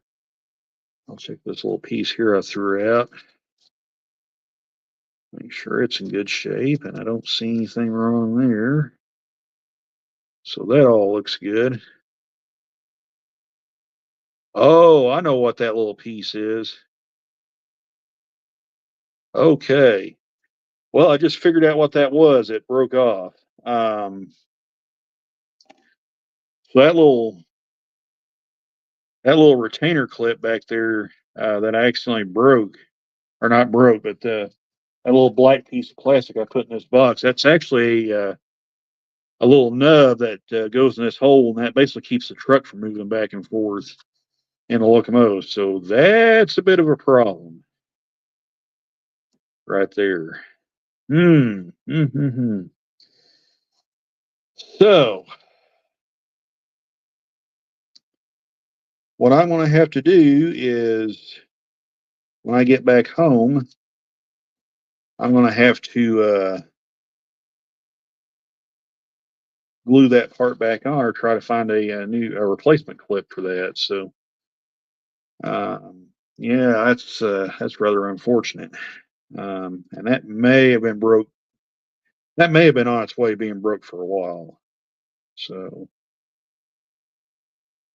and I may have got a little careless when I was taking everything off and broke it off that way. But either way, we'll go ahead and oil this truck up and put it back and see what it looks like. I may have to pull it back off again, but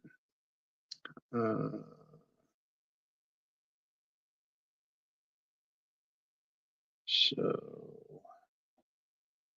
I think what we're going to do, we're going to go ahead and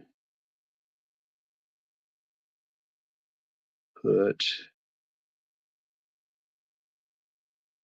okay, that's gear lubricant. So, okay.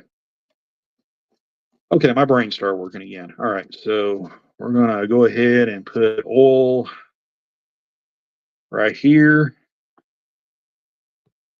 So I'll move the camera, try to a little closer. You guys can see that.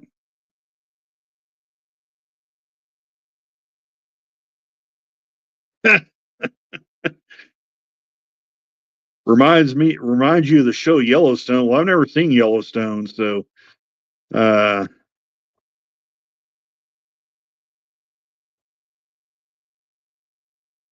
well, I try not to get too worked up, Andy. So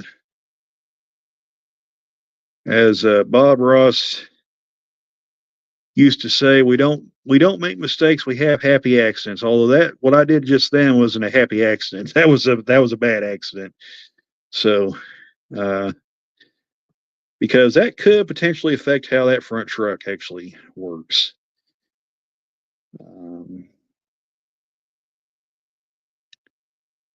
That could potentially be an issue. So we'll go around here like that, oil her up. And then hopefully, fingers crossed, everything goes back on like it should. So there's that. There's that. Come on now. There you go. There's that. Make sure your teeth are lined up.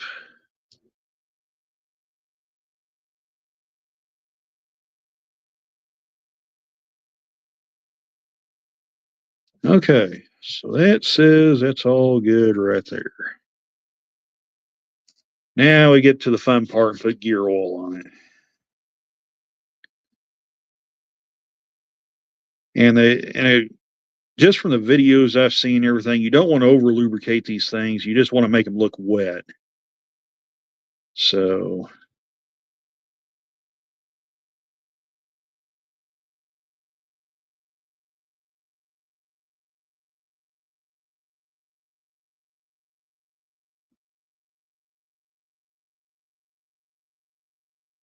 by the way, since Anthony's in the chat, I did forget to tell you, Anthony, I did actually plan ahead for once, and I recorded several episodes of the Fredo Bangino the Fourth series. So there will be an episode. Yeah, there will be an episode this week. I may try to upload that tomorrow. Edit that one out and try and get her uploaded. So we'll just turn the gears like that. That's not enough oil. We need a little bit more here.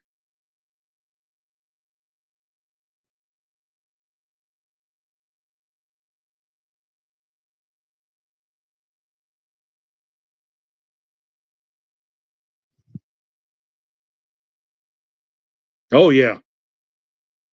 Yeah, and what's even better is they sell this stuff as a kit. So, and in the long run, you're actually you're paying more up front, but in the long run, you're better off buying the whole kit because you actually save a little bit in the long run because you got all three. You don't have to buy it all separate. So you save a couple of bucks doing it that way. And this stuff lasts forever. So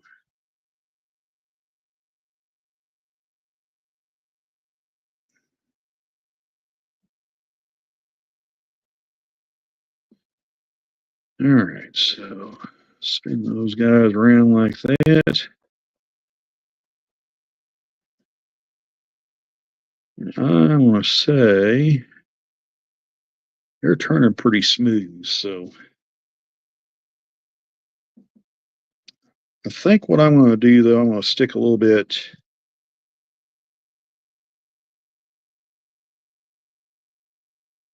Let's see, I'm going to put a little bit here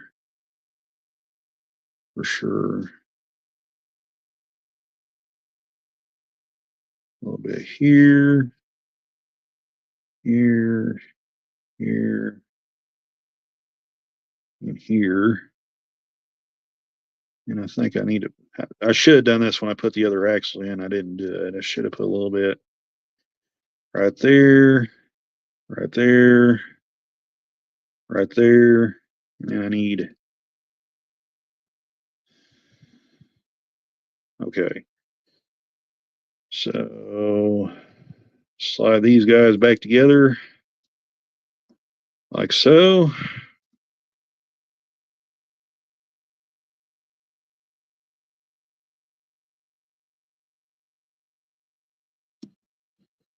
And we should be ready to line our axles back up. So we'll drop that guy in there. And these axles, they got little square bearings in them.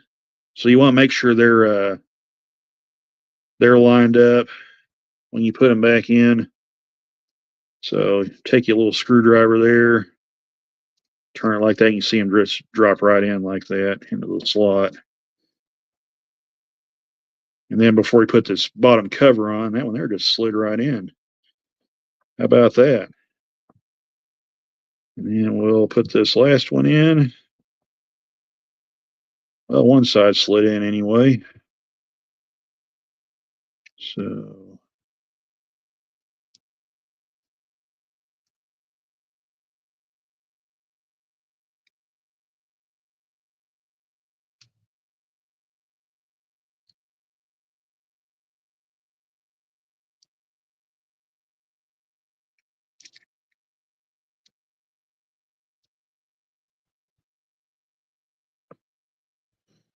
okay.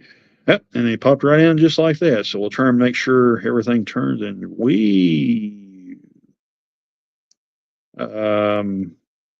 okay, that is a bit odd.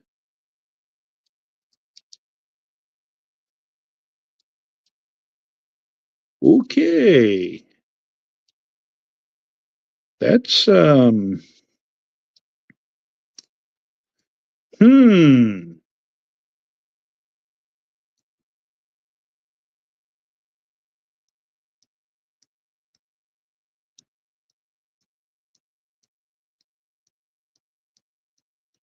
We'll turn these trucks here,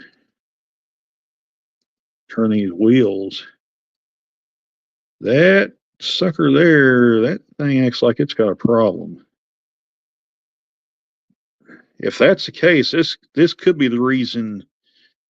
Um, this could be the reason this engine runs so sluggish.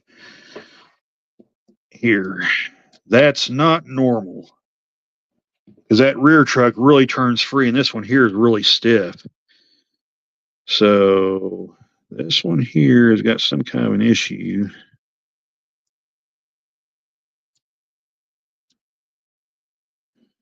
Yeah, there's something going on there. We need to investigate here. So I'm gonna just kind of look at this and see if there's any damage. to any of the gears here. So, because if there is, I may have to end up ordering a whole new truck for this engine.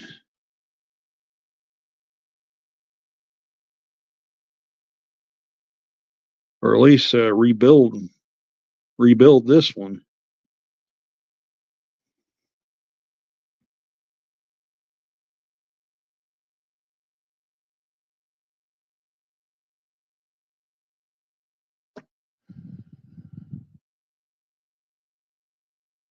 I had to pull my glasses off to kind of get a better look at this.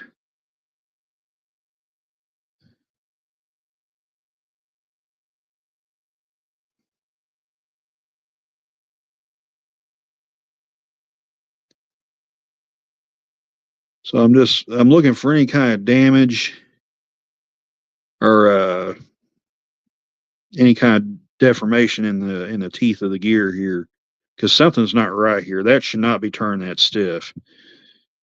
If you're for those that just joined, when we worked on this rear truck, it was turning I shouldn't say really free. It was turning fairly free, but this one here has got a problem, I'm afraid. I don't know what it could be. It's in the axles because you can turn the gears by themselves.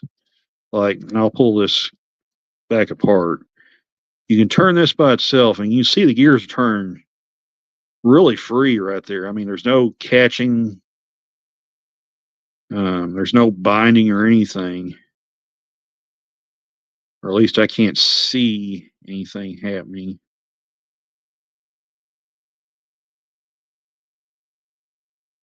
Right there.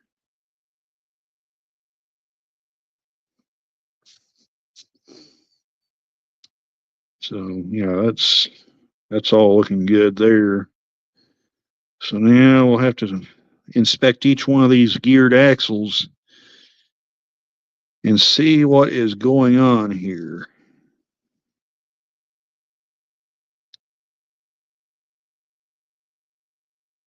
Like I said, we're looking for any kind of deformation or any kind of damage to the gear. And it's going to be like really hard to see because just a small hairline crack can cause a problem. I don't have any magnifiers or anything with me, so it's probably going to be impossible for me to tell if there's anything. Oh, hang on just a second there.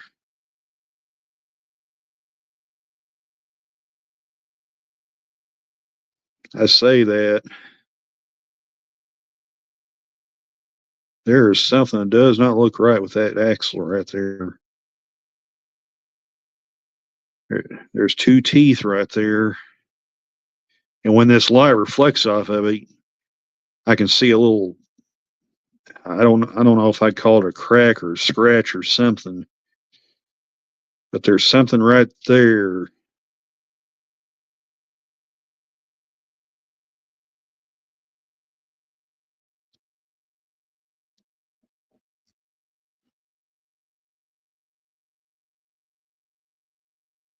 Yeah, there's something right. I'll use my screwdriver and point to it. I'll try and find it where I don't lose it. So, okay. So right here on this tooth right here, where I've got my screwdriver, and I think this one up here also looks like this. There's something that's not quite right with that particular gear. I don't know if it's just the way the light's reflecting off of it, or if there's some kind of crack or damage to that gear.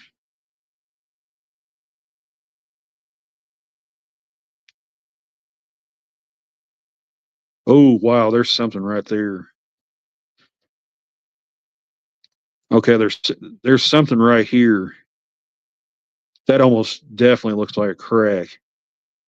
I don't know. It's reflecting off the light. It's really tricky because it's reflecting off this light, and it's making it look like this tooth right here on this gear. And my fingers are kind of in the way, but I'll try to show you, but this tooth right here, when it reflects in the light, it looks like there's a crack in it. Right? Well, let's see.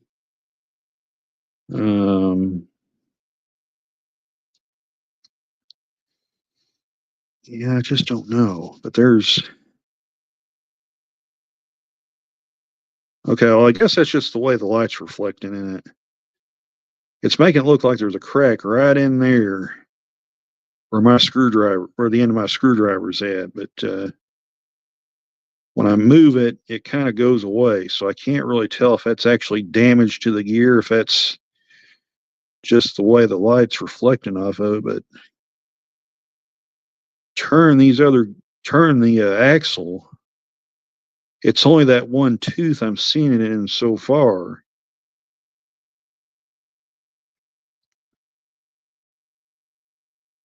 So there's a way we can experiment where we'll know for sure, and that's if we put one axle in at a time. I think we can try it that way and see what happens. But there's,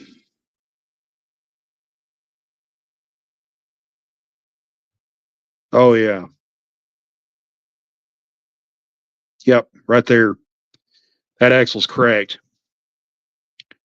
Right there. There's a split right there. I saw it in the reflection. This little plastic tube right here. Right there where my screwdriver's at, there's a crack right there. And it's going in, yeah. But you can see it right there. Well, you probably can't see it on the camera, but I can see it when it's in the light. Right here, my screwdriver, where the end of my blade is on my screwdriver. I'm actually running right along that I'm actually running right along it right there. There's a crack right there. So I'm curious.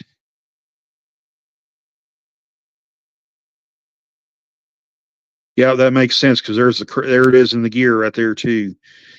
So that axle right there, yeah, there's a little deformation right there in the axle in the gear itself right there, right where that crack is. Or it's pretty close to where that crack is. So I'm starting to speculate. I'm kind of getting the feeling this axle's shot. So if that's the case,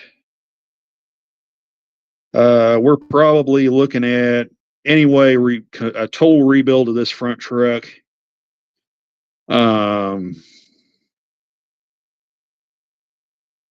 I can get the, I may even have a few spare axles left from when I did the GP50. You know what? I want to look at something. Let's hold the phone for just a second because I want to look here. I want to see if it's just this axle or if all of them's like that.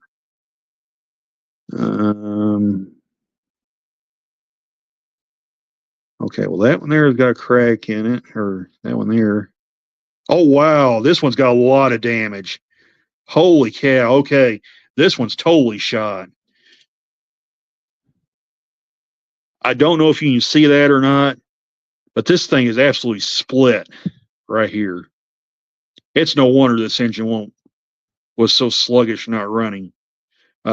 This thing here is on the verge of falling apart. So,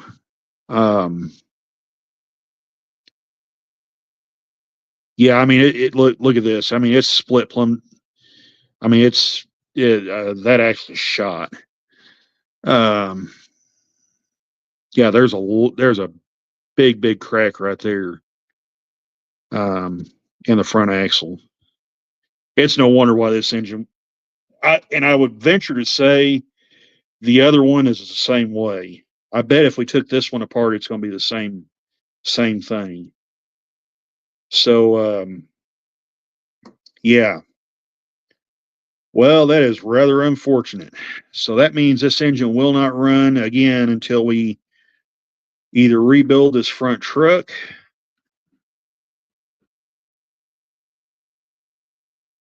or unless I order a complete new assembly for it. The thing is, I don't know how different than it, because Athearn has recently re-released that this model um, very recently. So I don't know what, and the new model has LEDs and the 21-pin circuit board and all that sort of stuff. So I don't know what else they might have changed on this locomotive. I don't know if the pickups are the same on the new models as they are on the older ones, and the truck mounts here. I don't know if the truck mounts are the same on the new models they are on this older version, and if the pickups are the same, the way the pickups mount are the same.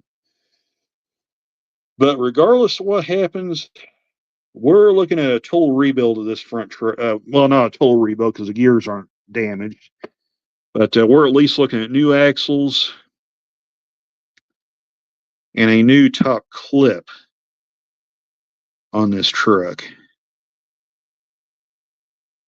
But that is not a good sign right there. That is a major, major crack right there in the gear right here. That's probably our culprit, if I can get that out right there. Let's take a look at these other two and see what they look like here, because I'm kind of curious. But that axle there has a lot of damage to it.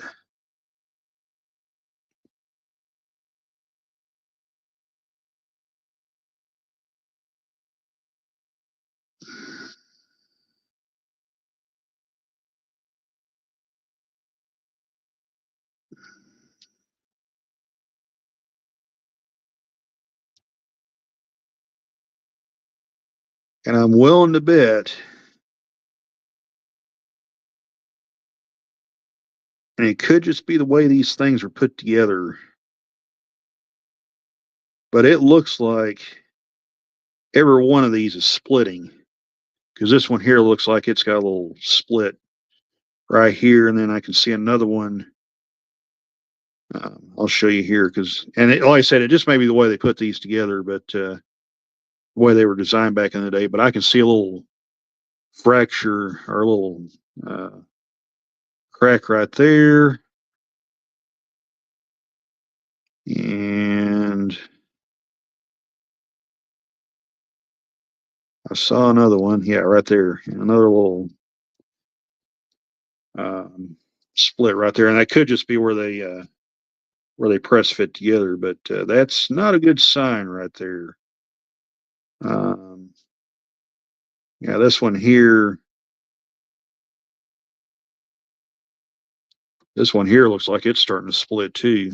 Like I said, they could just be the way they're made, but I would be awfully worried. Yeah, right here's look at this. This one here is getting a little split right there as well. You can actually start to see a little where it's starting to split apart right there. So yeah, that is a problem. So, well, that pretty much confirms it right there. This engine's going to have new axles in front. I think the gears are all right. I need to try to get a new one of these too, if Athearn has them. So, yeah, this whole truck is going to have at least a partial rebuild. So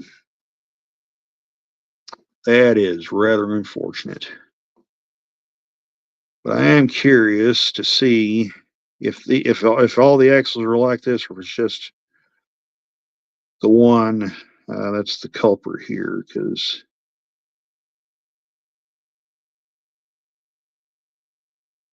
now my curiosity is see, Anthony, that's what I was talking about. This area of the and I'll highlight Anthony's comments, show people what he was saying here, where he says that he said to me that is a poor design to make it out of plastic like that. Uh, and that's what I was referring to, Anthony. The older Athearn ready to roll engines, dadgummit, I can't talk. Specifically, this era, the let's call it the post, um, the let's call it the early Horizon hobby acquisition era, where Athearn was bought by Horizon. Just the first, we'll call it the first 10 years after Horizon acquired Athearn. They went through a big transition those years. Obviously, they moved the production line from Compton, California to China. They and then I think their main offices are still in California, but I know now their offices are in Indiana, if I remember right. But anyway, well, I'm kind of getting sidetracked. But anyway, the first, let's call it 10 years of the under the Horizon hobby ownership, Athearn's quality control was not that great. I know a lot of people kind of get up in arms about them now, but they're nothing like they were back in this era. This was, and I've kind of mentioned this a little bit, not a lot, but this was a pretty dark era for Athearn. Their products were not that great, aside from the ones that were essentially the Athearn Blue Box locomotives that were fully assembled. The Athearn Blue Box, or the what am I trying to say? Okay, so like the GP38 from about 2004, well, from about 2001 to let's call it 2000. Let's call it 2012, just for the sake of saying that. The GP38, the GP40, the C44-9, the AC4400, those were essentially Athearn Blue Box engines that were assembled. They weren't like the Blue Box era where you had to put the handrails and the details and all that stuff on. They were already put together, and they had plastic handrails. Those particular locomotives don't seem to have the issues these had when they were going DCC. Now the GP60M and B units, those were actually pretty solid engines because I have a few of them. The one pair I have is well over 20 years old and they're still running, and I literally haven't even touched them, besides maybe do a lubrication job on them and resolder the wire that had broken off. But other than that, I did absolutely nothing in those engines, and they're still running fine. But some of these then new models, like the tunnel motors, when they come out, when they did a complete redo of the SD40-2s, not the not the new ones that are out now, but the ones from this era. Their quality control was really shaky during those years. I mean, I'm not going to sit here and call them complete junk, because they're not, but they weren't great either. It was a pretty dark era for Athearn. In fact, there was a time frame of about 4 or 5 years. I quit following that. Well, it'd be about 4 years, where I quit. Let's see, well, no, 2012, and then I bought the. Okay, so no, these would be from 2009, because that's when they started adding the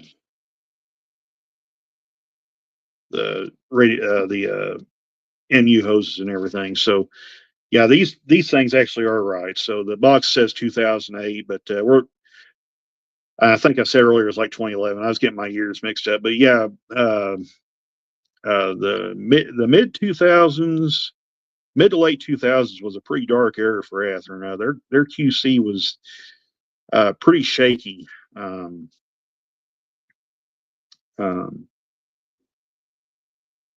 their locomotives had some issues.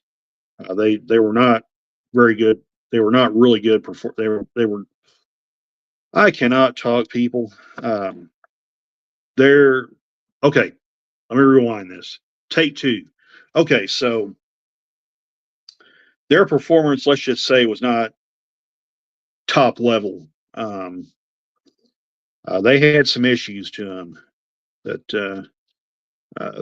the when they switched to Tsunami soundtracks, and they kind of redid some of their drive trains and they started redoing the drive trains on their models in the Genesis series, and then later on in the then ready to roll series, now the Athearn line, Athearn really started turning it around, and I would argue to say performance wise,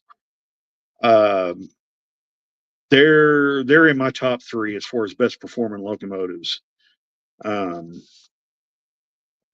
really solid, good running engines now.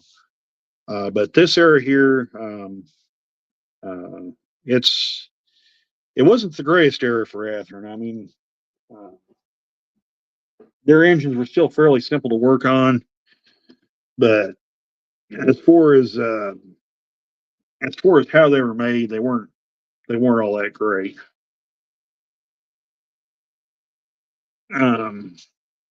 They were very inconsistent on their performance. And they were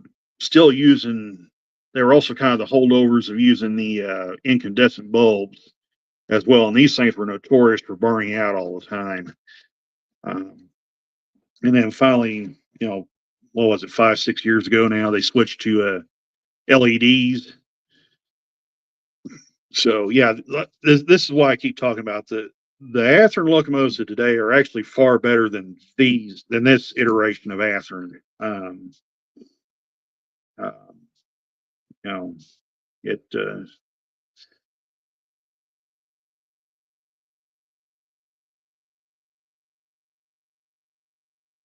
They just had some issues. I mean, that's all I can say about them.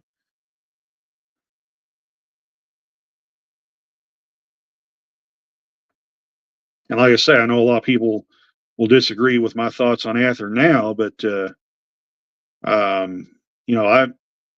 I consider him,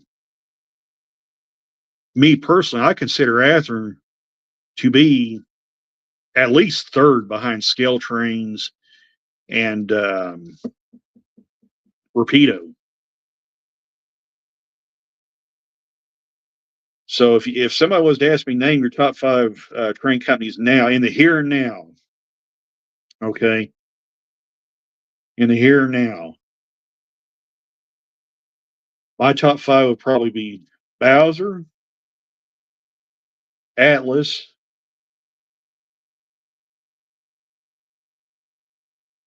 Athearn, Rapido. Well, I'd say probably Rapido and Scale Trains. You could flip back and forth. It'd be a real close race between the two. I wouldn't be mad if somebody came out and said Rapido was better than Scale Trains. I mean, you could legitimately now make an argument that Rapido may actually be as good, if not slightly better, than Scale Trains. That's not a knock on Scale Trains. They make good stuff, but you can make a strong argument that Rapido is right up there with them, if not slightly ahead, just ever so slightly ahead.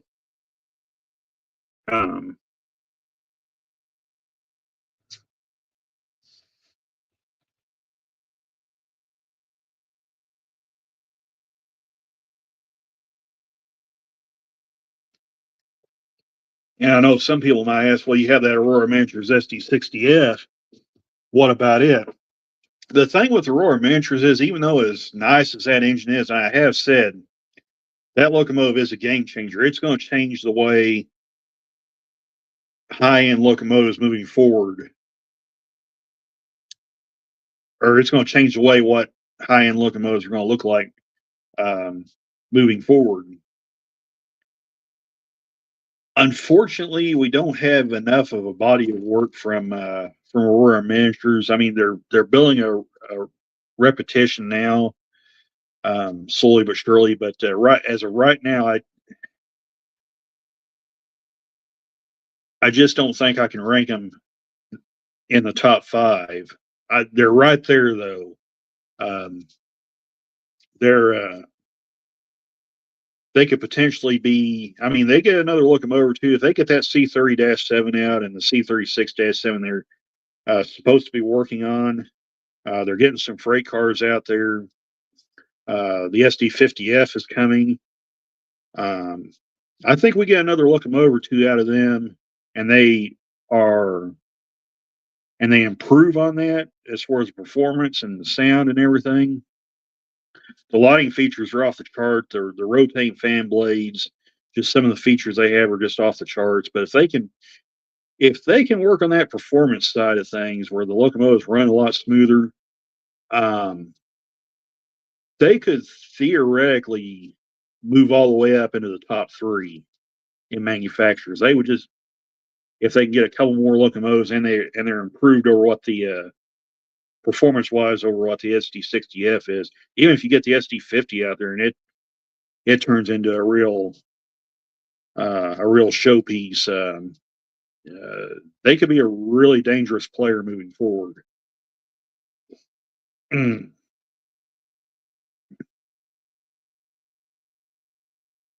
But anyway, we're kind of getting sidetracked here talking about talking about manufacturers and whatnot. But yeah, that kind of, I hate that's like that, but it kind of it did kind of confirm some of my suspicions that there was something deeper going on with these engines than just over lubrication. I had hoped that's all it was going to be, but from the looks of it, these locomotives are going to have some issues here.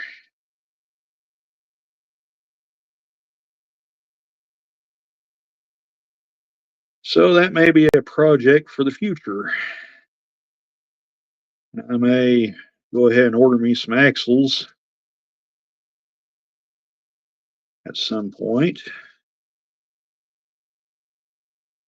for these guys. I know I've got 2 brand new ones, but unfortunately, that's not enough because I think all 3 of them are going to have to be replaced. I kind of want to look and see what these do, see if they catch. Okay, well that one there's nothing catching on that one. So I'm going to move it here to this center axle here. Come on, get in there. All right. What, you want to be like that? All right, so I'm going to turn this axle here like that. Okay, so there's nothing there. We're just doing a little trial by fire here. So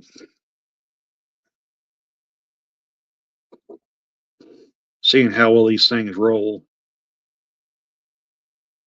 We'll get a fixer up video or live stream. Probably once I get to Partsley, I'll probably do another live stream because that way I don't waste data on my phone. But that's probably not going to happen probably till the first of the year. I don't know. I'll wait and see. I'll wait and see how things goes here. If things can stay relatively busy on the railroad, of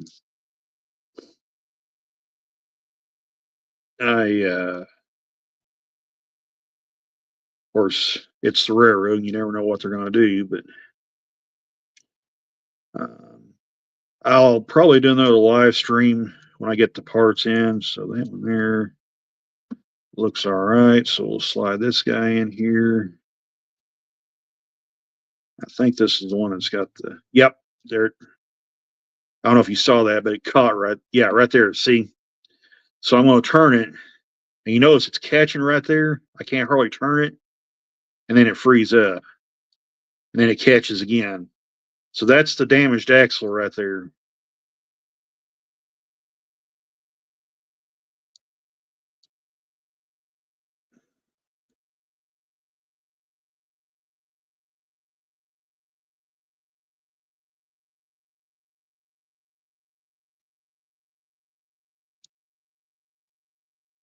You see, when I had this one in, it was turned just fine with my left thumb, but I'll turn it like this, and it catches. But I can turn it with this finger, and it turns just fine. Sort of. You can actually feel the crack in there. Well, I say that now, it's kind of catching a little bit, but that's the culprit right there, or one of them anyway. So I'm gonna put this guy in here. I think that's the other one I said had a kind of a big time crack in it. Right there, maybe.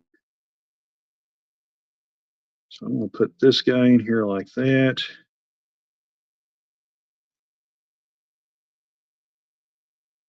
Let that drop in there like that. Yeah, that one there has got a catch in it too, so it's not rolling too hot either. Yeah, see, this one here's catching pretty bad too. So, oh yeah, this one here is really bad. So,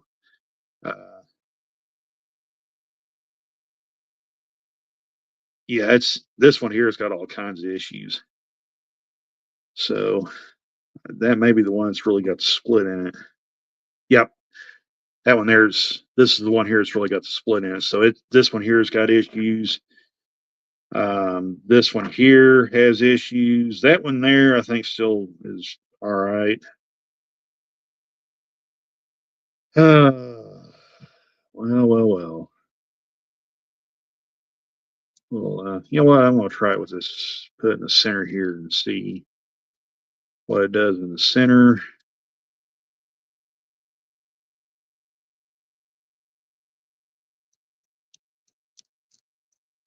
Well, in the center, it's not too bad, but when you get up here in the front,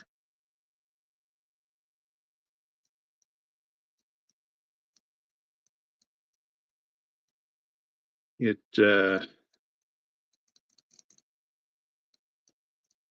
has an issue. Of course, this one here is not behaving like it should either.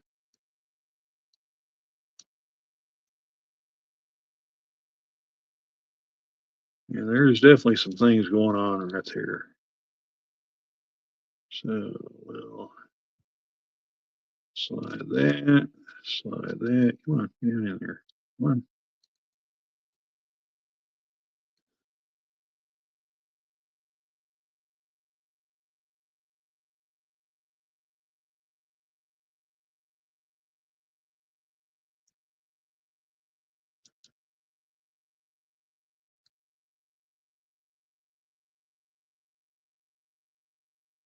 So we'll turn that guy around like that, and it seems to play pretty good that way. So just for kicks and grins, we'll try this one more time. I think this was a good one, or the best one out of the three. So that one there turns free like it should. There's no binding at all with that one.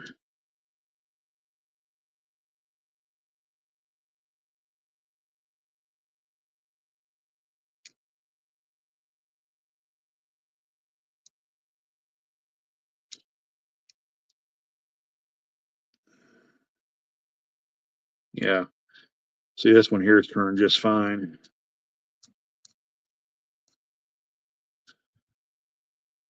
But I think with these two here being suspect, and having both of these having fractures in them, I think just for the sake of safety, we're just going to change all the axles on this engine. We're going to strip the rear truck back down, because if these two are damaged, it's hard to say how long these older axles that came with the locomotive will last. So I think just for safety's sake, we'll tear this thing down again once I get the parts needed to fix it, and just put all new axles in it, and then there's no question marks afterwards. Of course, we'll have to be careful and make sure we don't mix these two up with the ones that are still good. That way, if something was happening, we'd have a few spares laying around if we need them. Yeah, see that one there, I can turn it. Whereas with these two, I couldn't. They would catch and bind up. So, yeah, you can see that one there turns fine. So that axle there is good. These two here are not. All right. Well, I think what I'm going to do, I'll go ahead and put this truck back together as best I can. I'm not going to hook the wires back up, though. I'm just going to put it back together enough where I can get it back in its packaging. But I'm almost positive now. I bet if we took this one apart right here, the 6101 here. Come on, camera. Give me just, there we go. Okay. I bet if we took this engine apart right here, because this one runs sluggish too. Both of these engines have had the same issue running sluggish. I'm willing to bet we're going to find something similar in either the front or the rear truck on this engine, where we've got split axles or axles in the process of splitting apart. So yeah, that's a problem right there. And as such, I'm not going to change the couplers on these engines until we fix them.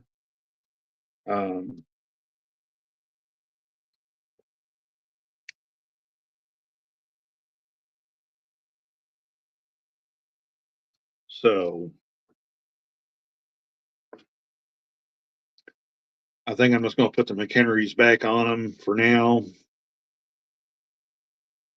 and we'll just go from there.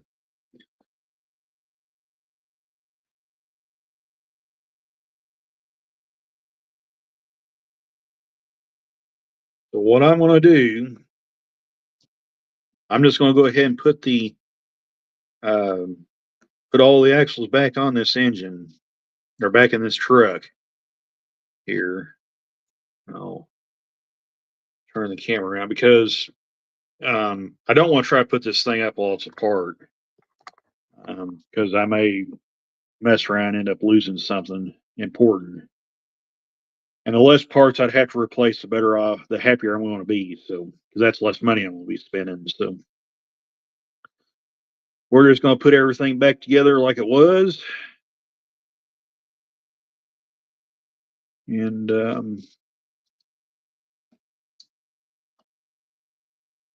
get some axles for these bad boys.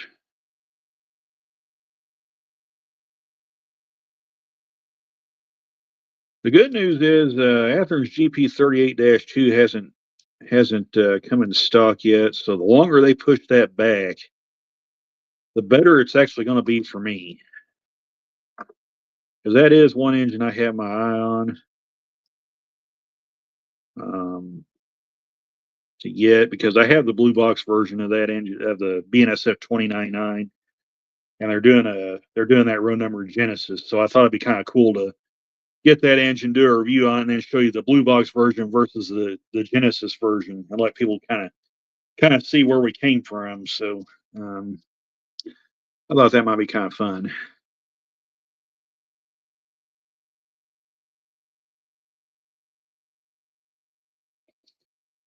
So I'm going to go ahead and put the clip back on this guy here.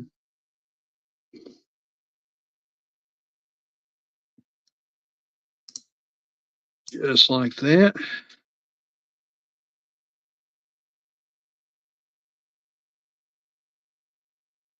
Like I said, the engine will technically still run the way it is now, but it's just going to be so sluggish, and you don't want to overtax these motors.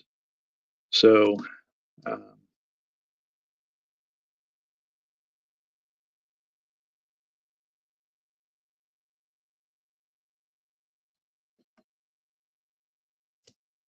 just go ahead and snap everything back on like it's supposed to. Like I said, I'm going to go ahead and put the wires back on these.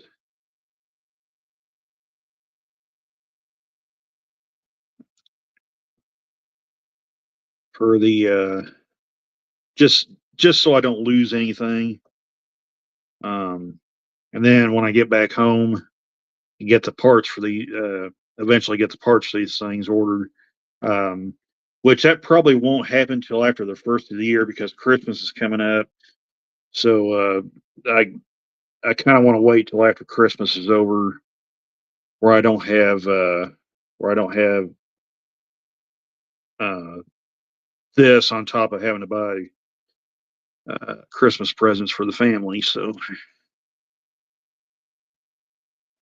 I can then focus on these guys here. By the way, speaking of Athearn, did you guys see their new announcement? They're doing a Genesis SC60 and they're doing one in BN colors with the tiger stripe scheme. Uh, that was yeah, when they announced that, that was dadgummit Athearn, you really know how to kill a guy.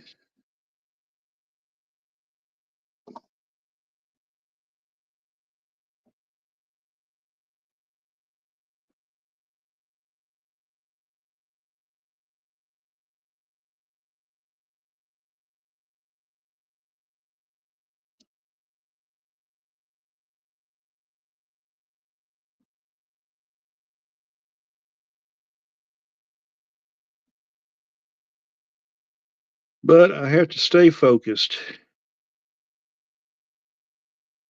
I have to stay focused, by gum. I got that thing on there backwards. Dadgummit.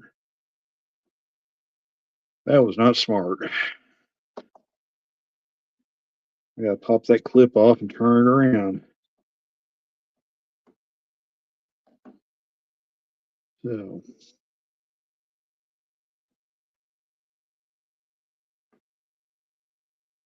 there you go, just like that. All right.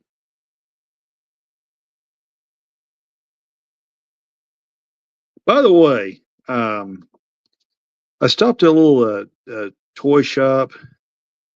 I was just kind of I had to run to the depot and do something the other day or yesterday, and on the way back here to the hotel, I saw this toy store and stopped at it and just kind of looked around because my niece was looking for a Lego set, and I was looking to see what they had, and they had an HO scale, and I kid you not, this is real, and I got a photo of it.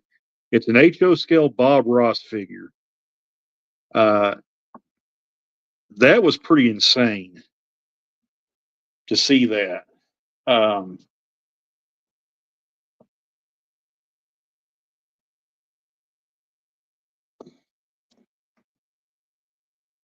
I thought just for kicks and giggles, that'd be a funny one to kind of add to the layout for people to kind of see him hidden in there and on the club layout, and um, have people look. Well, look at there. There's Bob Ross on the layout. So, oopsies, I got that on there wrong. I'm not smart.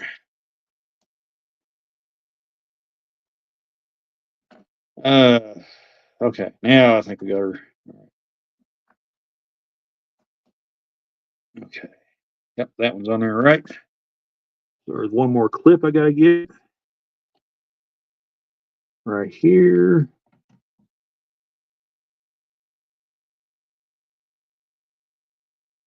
One more clip, I said. There it is.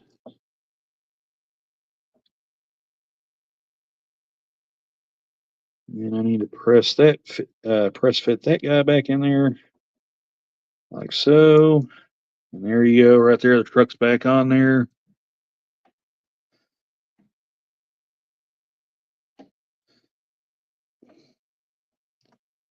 So that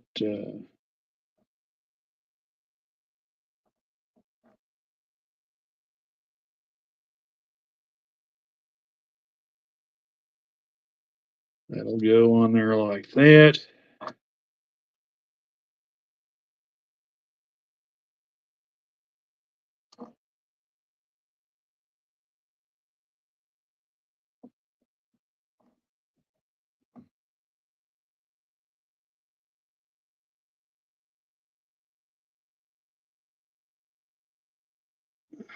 Get my wires turned in there like that. You know what? I'm just gonna go ahead and hook the wires back up. Heck with it.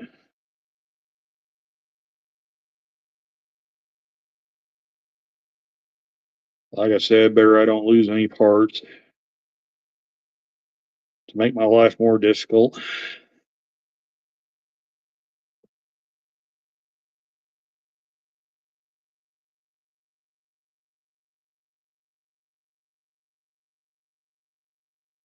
Come on, you.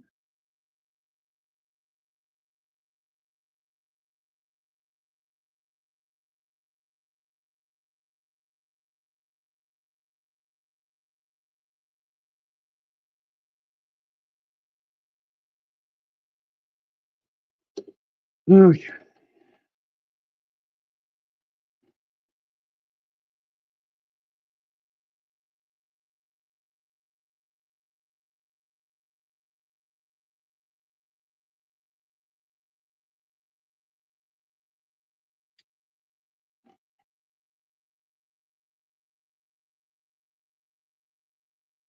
All right, slide that guy in there like that.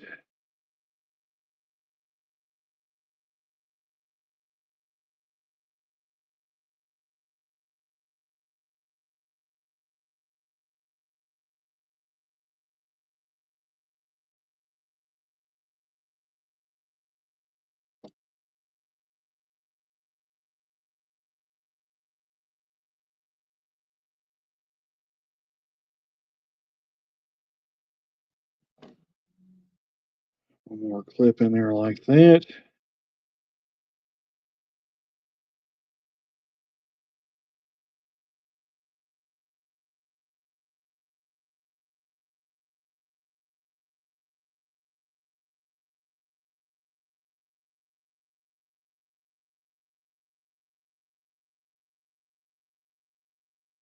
But honestly, I think in all seriousness, I think that other tunnel motor's got the same problem this one is or has with axles splitting apart because they're both doing the same thing. They both run really, really sluggish. So I think what I'm going to do, I'm just going to put replacement axles in all of them, and just get it out of the way. Okay, so now I need my warm drive gear right there. I got a little bronze thing right there. It is.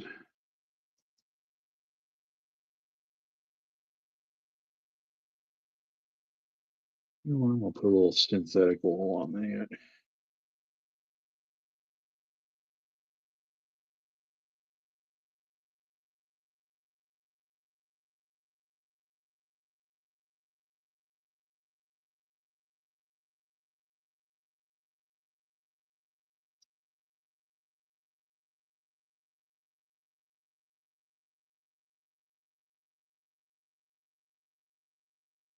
Well, I can hear the trains running.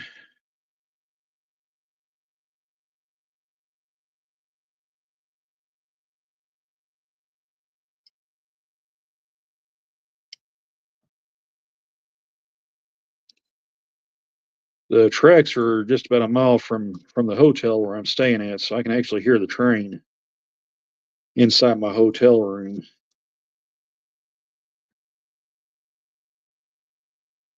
I'll tell you what, it's pretty crazy coming out here and seeing some of the long trains running, double up stack trains. Yeah, you can see without that little pin there, you can see that truck move back and forth. So this engine actually can't run until we fix that. So, anywho, we'll just go ahead and put the truck side frames back on, like so.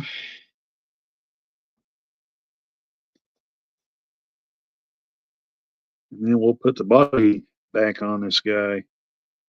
Here, actually, let's go ahead and set the body back on it.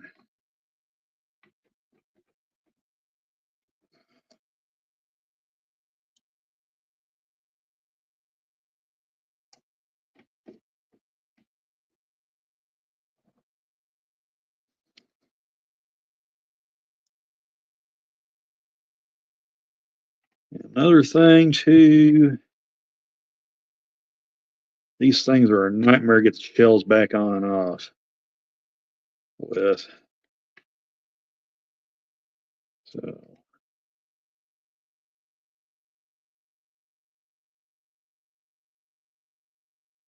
okay, push that back in.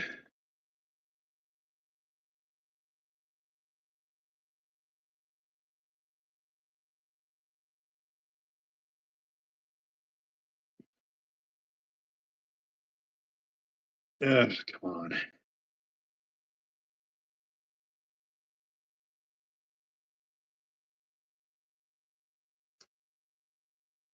Okay, so the body's back together. So now we can slide the couplers back in place and put screws in them.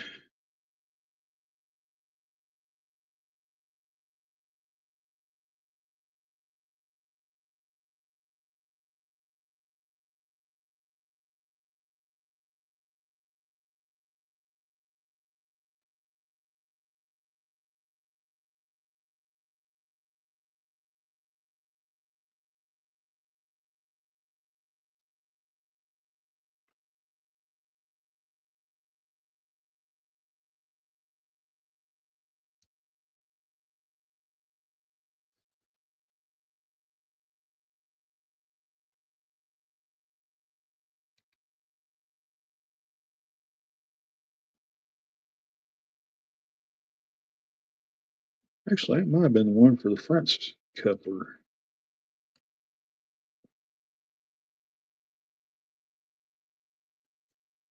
Man, that screw there is long.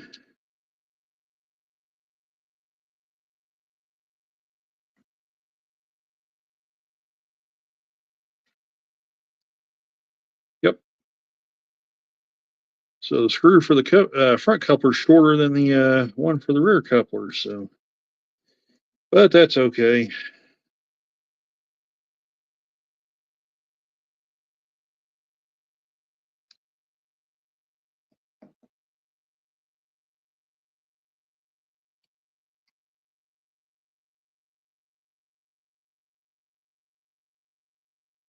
And once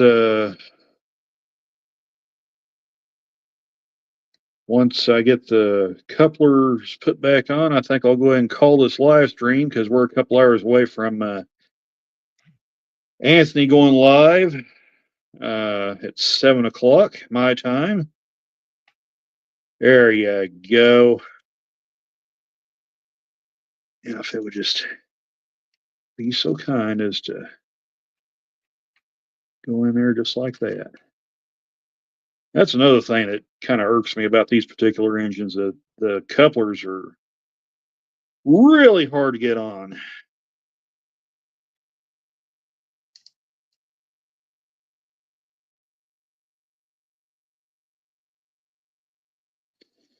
All right, well, that one there is at least sort of back together.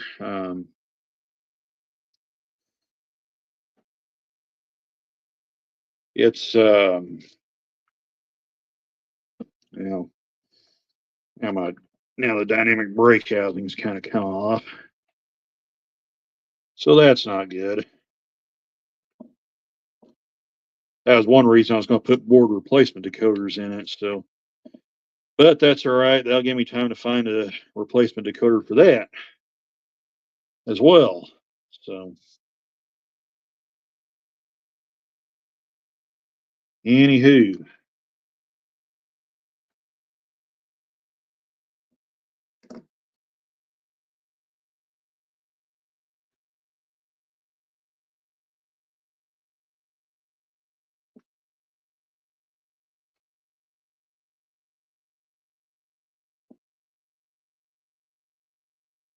let's see if I can get this. Oh, shoot, that's getting right there against the horn. So,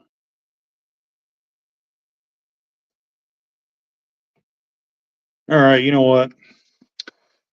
We'll just ride with it like that for now, because I'll have to take them apart again anyway. So I'll turn the camera around. We'll look at chat. All right, hey, thanks for stopping by, Todd. Yeah, we'll get some parts for these and tear back into them again. Like I said, I probably won't have until the first of the year, but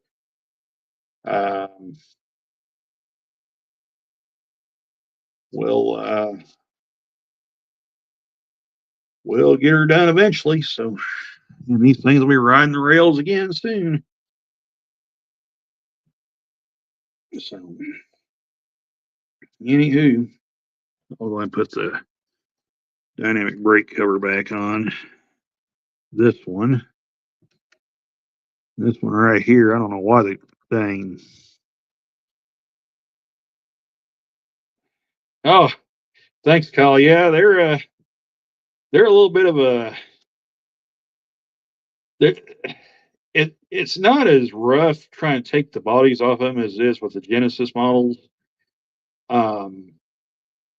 But these, and it seems to be just be these engines, these earlier tunnel motors, or earlier rate of run tunnel motors.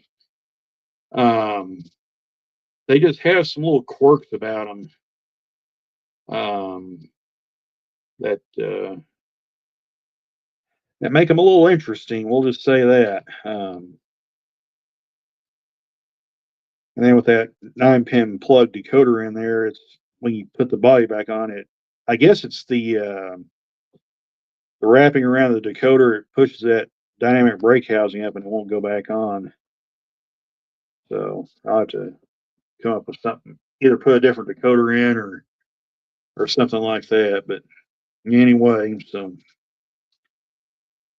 well, unfortunately, we couldn't totally get these guys back rail worthy again. We're going to have to do some more work on them, but that'll be something to look forward to in 2025, because next month the Christmas display comes up, and we'll be streaming from there, assuming I'm back, of course. Also tomorrow, got a premiere video, highlights from the October display.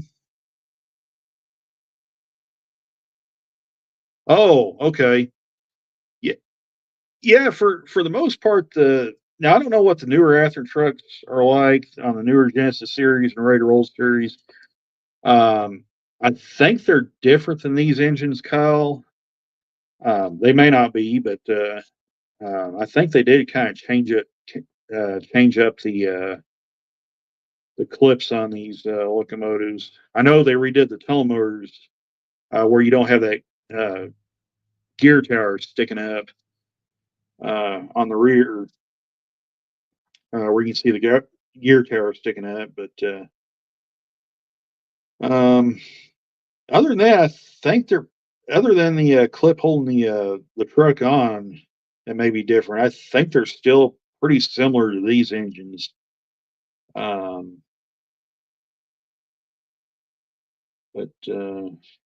yeah, like I said, it's unfortunate we couldn't get these guys back going again. But like I said, that's something to look forward to till next year. Like I said, Christmas display is coming up actually in about, this is the 22nd. No, let me pull my thing down here. Come on.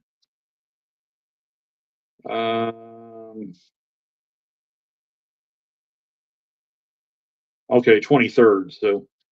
Um, so this, so in about 2 weeks from now, we're going to have the Christmas display. A little under 2 weeks. December 5th is when it fires up. So we'll have plenty of video and stuff going from there. Kyle says I'll figure it out when that time comes until I don't need to worry about it. Well, yeah, that's a good way to look at it, Kyle, because with other than these two engines right now, I don't have to worry about any of the others. They're all run good. Um, so they're in good shape. I don't have to worry about that for a long time.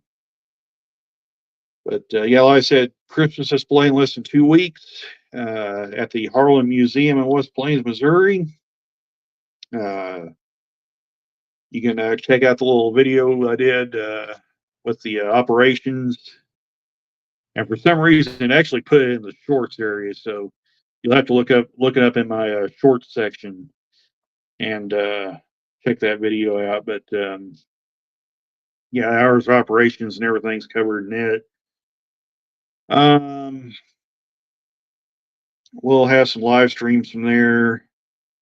I'll do a little more in-depth video on that.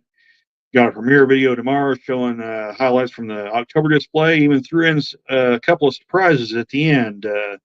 Got a sneak peek at a video that we're working on for the West Plains Model Railroad Club's YouTube channel.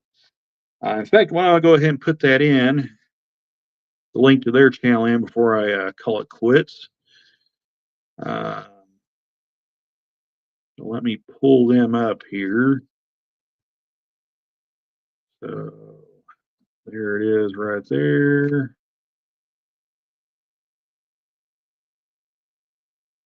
Okay.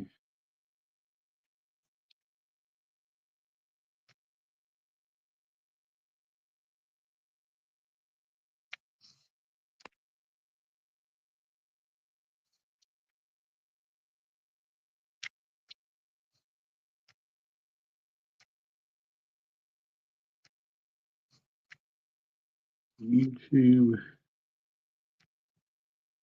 channel.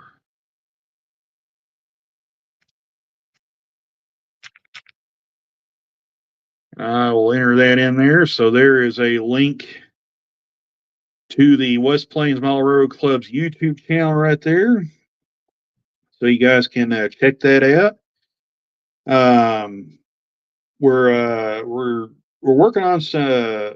Bob and the crew there is working on some how-to videos. I filmed a little bit of it, which you'll see a sneak peek at that video that we're working on at the end of the at the end of my video, as well as a little bit of rail fan footage. I caught a train out in Oklahoma, Wyandotte, Oklahoma. So you'll have something to look forward to that. So yeah, I hope you guys check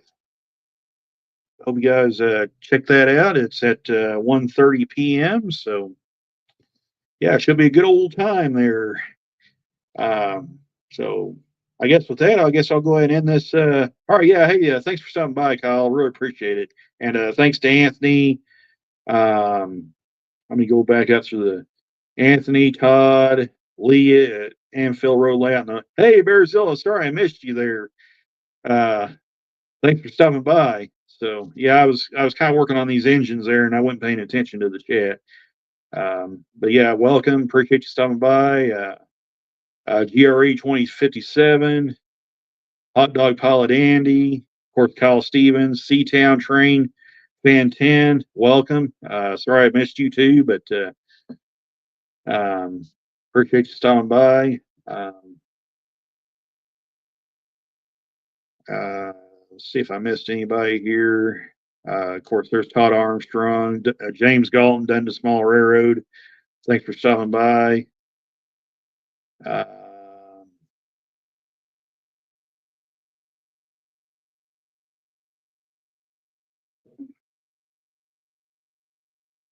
and also, there's one more that stopped by as well, and I'm trying to get back up to the top of the chat there to find him. Also Peyton, CSXT rail fan.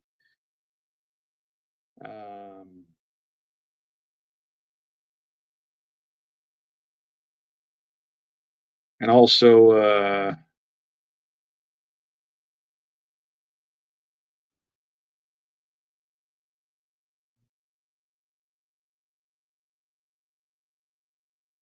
Matt Trainman 1993 also stopped by. So I think Dan's Malrero Journey was the other one that came out and hung out with us for a while. So yeah, Dan's Malrero Journey. Welcome. Appreciate you stopping by as well. So yeah, I guess that'll take care of this stream. So real appreciate you guys stopping by and hanging out with us. Yeah, thanks a lot, Andy. And yeah, like I said, Anthony is coming up in about an hour and a half's time with Wacky Weekend. So we'll see you guys over there. And yeah, catch you in the next video live stream. Well, I guess we'll probably catch some of you at the for the premiere video tomorrow. So yeah, I look forward to that. And other than that, catch you in the next video or live stream, which again, we'll have some streams provided I'm back home, of course. That they don't keep me here in Kansas forever. um, but yeah, we'll catch you at the West Plains Mall Railroad Club's Christmas display. Will be probably the next time I go live. So yeah, should be a good time. So we'll catch you guys later. Thanks for watching, and yep, as they say, that's all, folks. Take care, all. Bye for now.